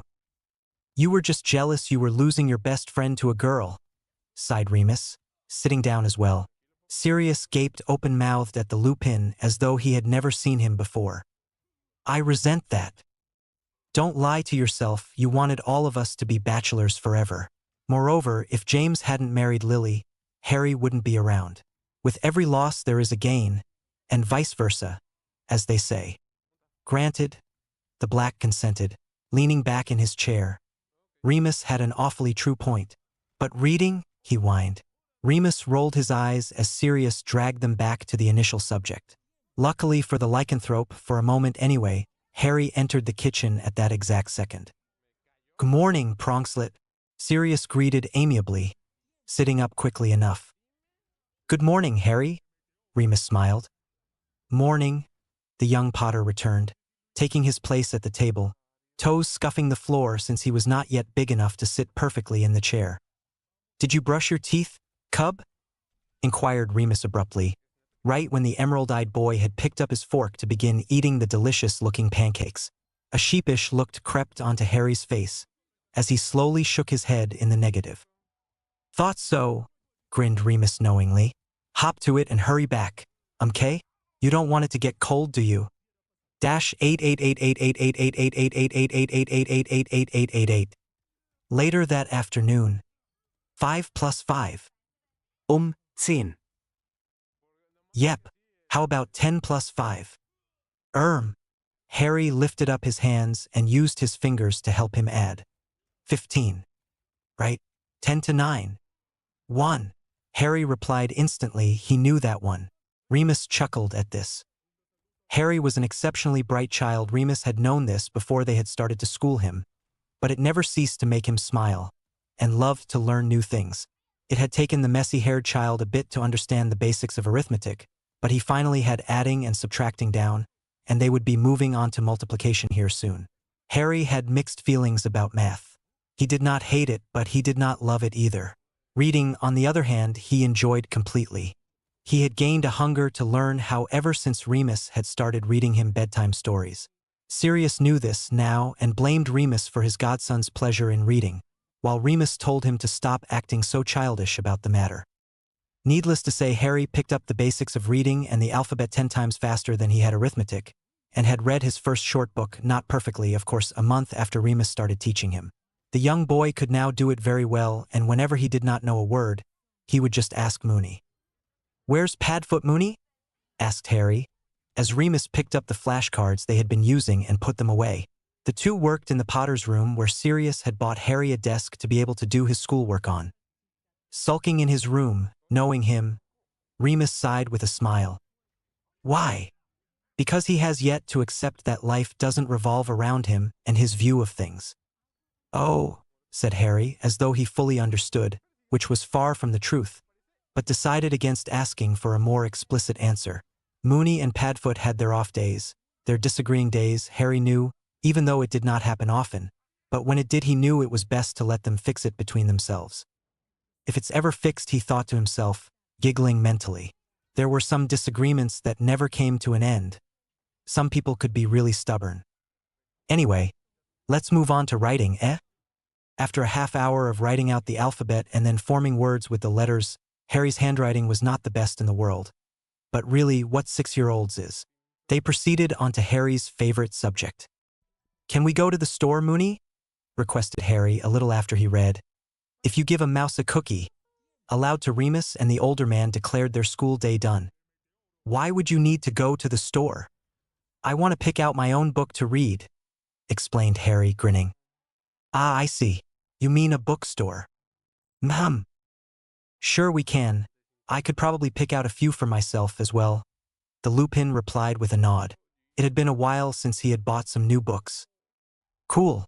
I'll go get my shoes, announced Harry happily, hurriedly getting up, almost tripping because he had gotten his foot stuck in the leg of the chair, grabbing his desk for support for a moment before he steadied himself, then ran to his bed and bent down to look for his shoes, the whole time a smile planted on his lips. Laughing at the 7-second scene that had unfolded in front of him, Remus went over to the bed to help his charge look for his shoes. These are truly the ups and downs of learning and teaching. Harry and Remus walked hand in hand down the sidewalk of the small town they lived, passing the very playground where Harry met his best friend Ronald Weasley. It does not take much to guess why Sirius is not accompanying them on their little trip to town. Remus had gone into Sirius' room to inform him of where he and Harry were off to, and the look his friend gave him was not one anyone would particularly want to be on the receiving end of.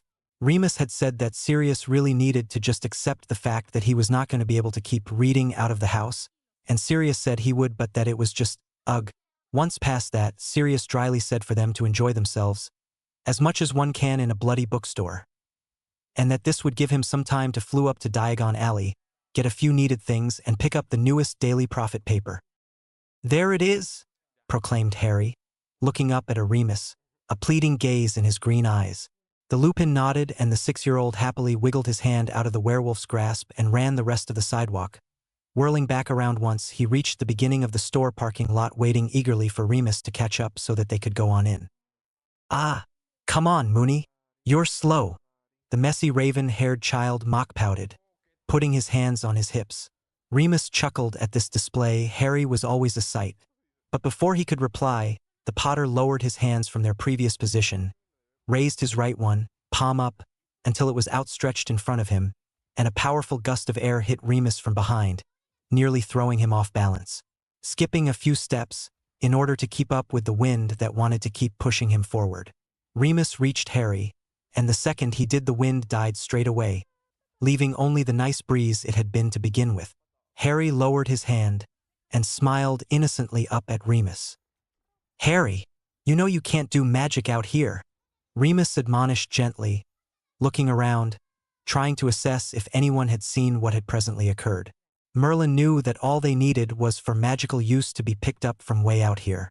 Their hideaway would be screwed. Yes, they had spells on and around their house to prevent magical detection from not only the Ministry, but also anyone else that had the ability to pick up such things. But out here? Let's just hope it wasn't strong enough to be distinguished from anything other than regular wind, Remus told himself uncertainly. But there isn't anyone around, Moony, stated Harry honestly, not understanding what he might have done wrong. He knew doing magic in front of muggles was not good, but there was not anyone in seeing distance of what he had just done. So why? That doesn't matter, Harry. It's not the people around us that we truly have to worry about. Okay? Remus conveyed earnestly. Okay, repeated Harry, slightly crestfallen, understanding, but not understanding. Smiling softly, Remus admitted, not that it wasn't fun though. You should show that little technique to Padfoot when we get home." "You think he'd like it?" asked Harry, face brightening once more, positively bouncing on the balls of his feet. "Like it? He'd love it," grinned Remus. Harry smiled widely at this. "But let's hurry up and get inside. The sun's going to be going down soon, and you want to get a new book, don't you?" Eyes widening at the comprehension that his little wind show had cost him more time than it had bought him, Harry nodded rapidly, grasped Remus' hand and led him across the empty street, past the parking lot which was somewhat full, and into the moderately sized bookstore. -8888888888888888. Miles away in the Diagon Alley of London. The only Diagon Alley, actually. Sirius Black walked into Madame Malkin's robes for all occasions, not to look for a new set of robes, but a set of gloves. And not just any kind of gloves either. He wanted fire-resistant gloves, said Sirius, rather bluntly and up front. Fire-resistant gloves? Madame Malkin repeated as though asking him if he knew actually what he wanted. It was not every day she received that kind of request. Yeah. I'm, horrible at muggle cooking, stated Sirius, giving the woman a complete truth, even though that was not the real reason he wanted the gloves. I've been trying my hand at it, and each time I've ended up setting my cooking gloves on fire. And have you ever tried to cook a marshmallow with fire and not a wand? Madame Malkin chuckled at this and shook her head no. I've never had reason to. Well, it burns. I would imagine so, she smiled. I'll go check and see if I've got in stock the material you need. Sirius nodded his thanks and the plumpish woman bustled off. Sighing, he leaned against the back wall and gazed around dispassionately, if not a little haughtily, as his mind wandered to his godson to Pronkslet, who was, at this moment, for all Sirius knew, buying a new book. The mere thought gave Sirius an urge to shudder. He could not believe that he had had the boy for almost 3 years, had talked about and taught him more marauder qualities than not, and still Remus had gotten into the boy's yet moldable young mind. Reading, honestly, of all the character traits he could have picked up or learned from Moony, it was reading for Merlin's sake. Now Sirius knew, in the deepest part of his mind filled with things he would not accept, that reading was not such a bad thing. It was a good thing, in fact, and though he would never admit it out loud or even openly to himself, he was happy, on some level, that if Harry had picked up anything from Remus, it was Remus' fondness of reading and love for knowledge. It would help his godson in the long run. Sirius knew this even though, right now, it did not make him feel that way. Before he could reflect more on the subject, Madame Malkin came back to bring him over so she could take his hand measurements, saying that she believed she had just enough of the specific fabric to make his set of gloves. -8888888888888888. Harry sat on a mini colorful couch, in the kids section of the bookstore, reading a book. He had asked Remus if he could sit here and read while he tried to decide which one he wanted to buy, whilst Remus went to look for one for himself. The older man had agreed, telling Harry that they could not stay too long, but that Harry could do so for a little while. There were other children in the bookstore as well. Harry had taken notice of them, but most of them, unlike him, were just looking around for coloring books and such. Turning back to his book, absorbedly reading, happy he had yet to find a word he did not know, the young Potter did not realize that he had company. Usually, he knew when someone was near him, for he could pick up on their emotional signature. But in a store this size and so many people going to and fro, Harry had lowered his receiving ability so as not to be overloaded. A little trick Padfoot had taught him how to do early in the year. The bushy-haired, brown-eyed, 7-year-old girl standing in front of him, with a book in her hand, went on unnoticed which, unbeknown to Harry, seemed to be annoying her, until, with a huff, she sat down next to him, the cushions of the couch going down in the process thanks to their combined weight. Using his peripheral vision, Harry looked over from his book and saw her reading from her own, though it did not look like it was something she wanted to do. Truth be told, Harry got a sense that she was trying to control some urge or strong curiosity that was trying to burst forth from her. He doubted it was the fact that she had realized who he was, for this was a muggle place and the chances that she was a witch were extremely minimal. Therefore, shrugging mentally, Harry returned to his book, just a few pages from the end. The girl took this time to look over at him through her peripheral vision. She came to the store often and, 1, had never seen him around before, and 2, it was an extreme rarity for her to find someone else who actually enjoyed sitting down and reading something.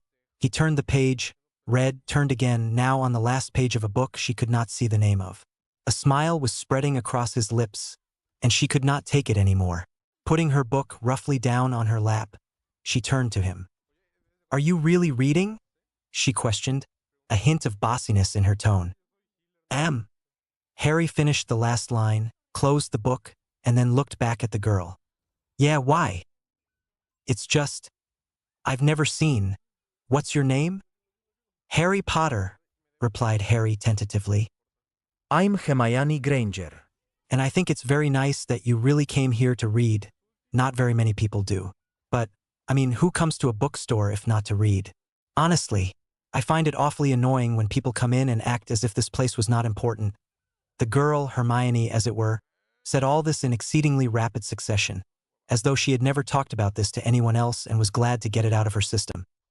Harry was not sure if he agreed with all her logic, but he did not think it would be wise to tell her so. She looked like someone one did not want as an enemy. "So, are you thinking about getting a book to take home?" "Yeah, but I haven't picked one yet." "Oh, here. Come with me." And without warning, she grabbed Harry's hand and began pulling him to the back of the kids' section of the store. "Here you are," said Hermione, smiling widely as she released Harry and picked up a shimmering greenish book and placed it into his hands. "What's this?" asked Harry, looking at the cover of the book where the words "magically magical" were written in gold. "It's a book about magic, of course. I liked it. But not real magic.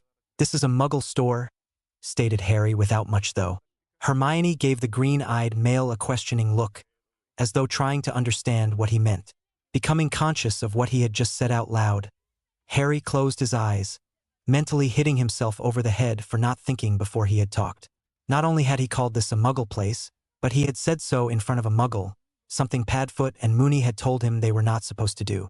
Muggles were not to know about magic in any shape or form. Harry did not exactly know why this was so, but if Padfoot and Moony said it was so, then it was so. He had no doubt about that, for his guardians had never once told him something that was not true. "Muggle? What's a muggle? And what do you mean not real magic?" inquired Hermione, her eyes alight with curiosity. The very questions Harry had been dreading most to hear come from her, but had known would.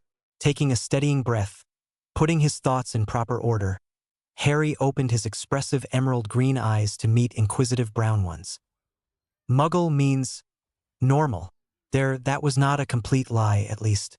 Yeah, this is a muggle bookstore, a normal one, not a big one. Get it?" Harry chuckled uneasily. Hermione's eyes narrowed shrewdly, but she said nothing against Harry's definition of the word. Merlin knew he could not lie to save his life, and Hermione did not look like an easy-to-deceive girl. The next sentence that came out of his mouth, "And of course it's not real magic. There is no real magic," brought Harry sudden troubling memories of when he lived with the Dursleys, but he did not let them overtake him. Gone were the days when they did. Shaking his head of the recollections, looking like he was shaking his head no to better prove his point, in Hermione's opinion. Anyway, Harry refocused on the moment at hand. "You don't believe in magic?" asked Hermione, looking at Harry as though she doubted that he did not. No. Responded Harry, though it hurt him to say so. He really liked magic. "Really? I think you do." "I know I do," said Hermione, a hint of haughtiness to her tone. "Why you do?" "Yeah, I've seen people in funny-looking clothes do some weird things before, even disappear into thin air. Mummy doesn't believe me, but I'm sure of it." Harry looked at Hermione incredulously. Had she really seen those things, or was it just a ploy to get him to admit there actually was magic? He did not know, and did not get to question her sincerity on the matter, even though, on some level, he knew she was not lying, because at that moment Remus appeared behind Hermione, a few books in hand, and a cheerful smile on his lips. "Ready, Harry?" The Potter heir looked at Moony, not sure whether to be relieved or sad that he had arrived, glanced at Hermione, who looked somewhat crestfallen that Harry had to be going already, then back at the Lupin. "Yes, I'm ready," answered Harry, beginning to follow Moony. who had turned and begun back down the aisle at the young boy's affirmative reply. "Will I see you later, Harry?" called Hermione after him, a sliver of hope seeping into her voice. Harry turned back for a moment, thought about it, then nodded. "I think so. Do you live around here?" "Not too far away." "Okay, maybe later then. Here or maybe at the park. I could bring my friend Ron. I think you'd like him," grinned Harry. "All right." Hermione smiled. She did not have that many friends. Not many people liked to be around know-it-alls and whatnot. But Harry did not seem like that kind of boy. Something Hermione did assure herself, though, was that Harry had something to hide, and she was going to find out what it was. -88888888888888888. "Make a new friend, Harry?" inquired Remus conversationally as they were paying for their books. Harry looked as though he had not thought about that and smiled slightly. "I think so. She loves to read, though." "That's always good. But I mean, she really loves to read. And you don't." "Well, I like to read. She loves to read. I can tell. You should hear her just talk about the bookstore." Remus chuckled as they exited the bookstore. Into the now dark evening, three-quarter moon shining brilliantly, stars glistening, recrossed the parking lot and started on their way home. "Moony, do you think my mummy and daddy are happy with me?" Harry asked 10 minutes later, interrupting their tranquil silence, the bag with his new book in hand. "What do you mean? Of course they're happy with you," replied Remus, stopping and turning to Harry, thrown off by such an abrupt question. "Why wouldn't they be? You don't think they think it was my fault?" Understanding dawned in Remus's eyes as he crouched to Harry's level. "Has this been tormenting him for a while now?" "No, Harry, no, they don't think that. They could never think that. What happened that night was in no way your fault. Do you understand that? Nothing you did caused what happened, and they would never blame you for it. They loved you dearly." Harry smiled slightly, eyes shining, and looked as though an invisible weight had been lifted off his shoulders. Remus smiled softly back and ruffled Harry's raven-black hair affectionately. "You all right?" "Yeah. Thanks, Moony." It was in this moment, as Remus had just opened his mouth to reply, that Harry got a feeling that he had not experienced in quite some time, but he discerned it for what it was in a heartbeat. He would never have forgotten that all too familiar feeling, that sense of warning, but before he could alert his guardian of it, before he could do anything at all, there was a flash, and young Harry James Potter's world went dark. Groaning slightly as he rolled over onto his stomach, head gradually clearing from the absolute darkness that had so abruptly consumed it, Harry's eyes fluttered open, his cheek resting against the stone coldness. That was the floor. Even though his body felt like lead, and his head felt cloudy to the point that he was barely able to think coherently, the young Potter did not fail to notice, albeit confusedly, his surroundings from where he lay. He was in some kind of cell in a chamber that was dark. Not the absolute fear-gripping darkness that his mind had been trapped in, but a normal darkness that took Harry's eyes a few good seconds to become accustomed to. A small sliver of light escaped from beneath the chamber door, a good 10 feet away, but that was it. The long chamber he occupied was made of gray stone all around, no windows, and there seemed to be more cells in the chamber other than his. If these were occupied with people as well, Harry knew not, for that end of the chamber was thrown away into complete obscurity.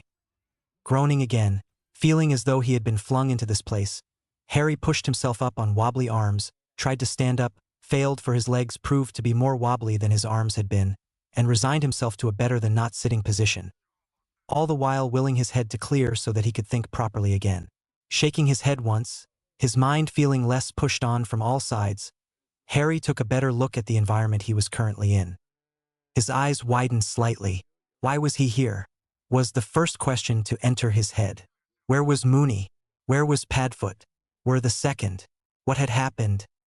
The first and second questions Harry could find no answer to, but the third he was determined to figure out, and in so doing, figure out the other two. He vaguely remembered what had happened. It played slowly for him in his mind. Slowly, because his mind was not completely free of the darkness that had so tightly held it, and trying to bring the jumbled memories into proper context was a hard and slow progression. What he was able to extract and remember of the evenings, was it still the same night? Was it even night at all? Who could tell? Events fell into place after a full 5 minutes of working them out. He believed he had been. And Mooney, had they been at a store? Yeah. Harry thought gradually. A bookstore, and Hermione, that was her name, Hermione, she was there. And she showed me, and Harry's green eyes scanned his cell, knowing he would find nothing, but half expecting to find the bag with his new book inside, with him anyway. The young boy's eyes saddened for a moment. He had lost it, after his new odd friend had picked it out for him, and everything, before he forced himself to return to the matter at hand. Then what happened? Harry inquired of himself forcefully, annoyed that he was unable to recollect a thing. He tried to remember for a few more seconds, got nothing, and sighed despairingly. He closed his eyes for a moment, took a deep breath, let it out and opened them, his mind losing the rest of its dark haze in the process. Did we? Yeah, we did. We started to go home after we bought the books. And Padfoot didn't go with us, he doesn't like the bookstore too much, it was just me and Mooney and… I asked. And he said… Harry smiled softly at the memory that he now had full access to. But in so doing, in remembering, he remembered what else had happened. What he had felt was going to happen. What he had tried to warn Mooney of. What? The 6-year-old stood up abruptly, oblivious to the fact that he actually could now, that his legs were no longer wobbly, and that his body no longer felt like it had been turned to lead, and took a tentative step forward, true fear gripping his insides for the first time since he had awoken. The fullness of where he was, and his situation, had finally hit him with a rude awakening-like force. He had sensed it on that sidewalk, he had sensed the people, the wizards, for they had certainly not been muggles, he had known that much. How he knew? He knew not. A lot of them, too many of them for just Mooney anyway, and the feeling he got from them had been far from the amiable light-hearted one that he always got from the likes of Dumbledore and Hagrid. Harry's eyes started to prickle with forming tears. He had been hit with something, a spell, he believed, and had awoken here, but what of Mooney? What had happened to him? Where was he? Was he safe? With these questions burning in Harry's young mind, he began to cry.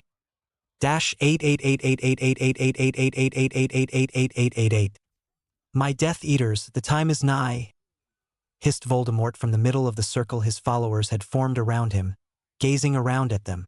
5 years have I waited for this.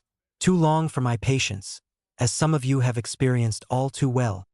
His cold gaze briefly shifted in the direction of his inner circle before continuing. It has been 5 years since that night in Godric's Hollow, 5 years since I lost my previous power and body, thanks to none other than Harry Potter, and have had to survive by possessing animals and humans alike. The Dark Lord, occupying the body of another, paced menacingly around his circle, stopping occasionally in front of choice Death Eaters. But I have him now. The boy thought to be my downfall will be my resurrection. The young boy, who properly molded, could prove to be a greater advantage than ever imagined to what we strive for. Voldemort paused here in both talking and pacing, as though daring someone to speak up, to say something against his pronouncement. None did. They knew better, and that gave him a cruel satisfaction. He turned to his right, to face the person with whom he had inadvertently stopped in front of. Serpent! Voldemort's lips curled into a cold smile that would have sent a shiver down anyone's spine. His ruby-red eyes falling upon his right hand, Death Eater. Right hand though he may be, he was also the one who always ended up giving the Dark Lord the most trouble in some way or another. It was thanks to Serpent's wretched, Gryffindorish personality. Though what one was born with could not be helped. Voldemort, more than anyone, could understand that, and Serpent was a key asset to his cause. But that did not prevent him from being on the receiving end of well-deserved crucios from time to time when he decided to cross the line. Serpent was not this young man's true name, though for those people who had yet to deduce so. No, Serpent was the pseudonym he had been given when he had joined Voldemort's circle of Death Eaters. For what normal Death Eater, outside the inner circle, who had been informed of who he was, and why he, being who he is, was granted entry unto their ranks, would want to work alongside a Potter? Any problems with the werewolf? None, my lord, as had been expected after pinpointing their location given off by the brief magical signature from the boy. My smithy darkness spell worked just as effectively on him as it did on Potter, if not more so. Came Xantos's swift, yet impassive, reply from beneath his white Death Eater's mask. Voldemort nodded curtly before moving on to the next person in the circle. Wormtail, you have the cauldron and ingredients gathered and ready, do you not? Inquired Voldemort quietly, dangerously. Yes. My lord, why yes, are ready and waiting, squeaked Pettigrew fearfully. Voldemort nodded in response, knowing he was not to receive any other answer if Pettigrew wanted to get through the rest of the night unscathed, before returning to the center of the circle. He glanced slowly around at them once more, deliberately look at all of them in the eyes with his fierce ruby-red ones. The time is nigh, not Avery, bring Potter, said Voldemort softly, eyes gleaming maliciously. Serpent, Lucius, bring the werewolf. -8888888888888888888 -15 minutes before. 6-year-old Draco Malfoy tentatively opened his bedroom door and stuck his head out into the hallway, looking both ways to make sure the coast was clear. It was. Heaving a sigh of relief, regaining his bearings, he opened the door the rest of the way and stepped out.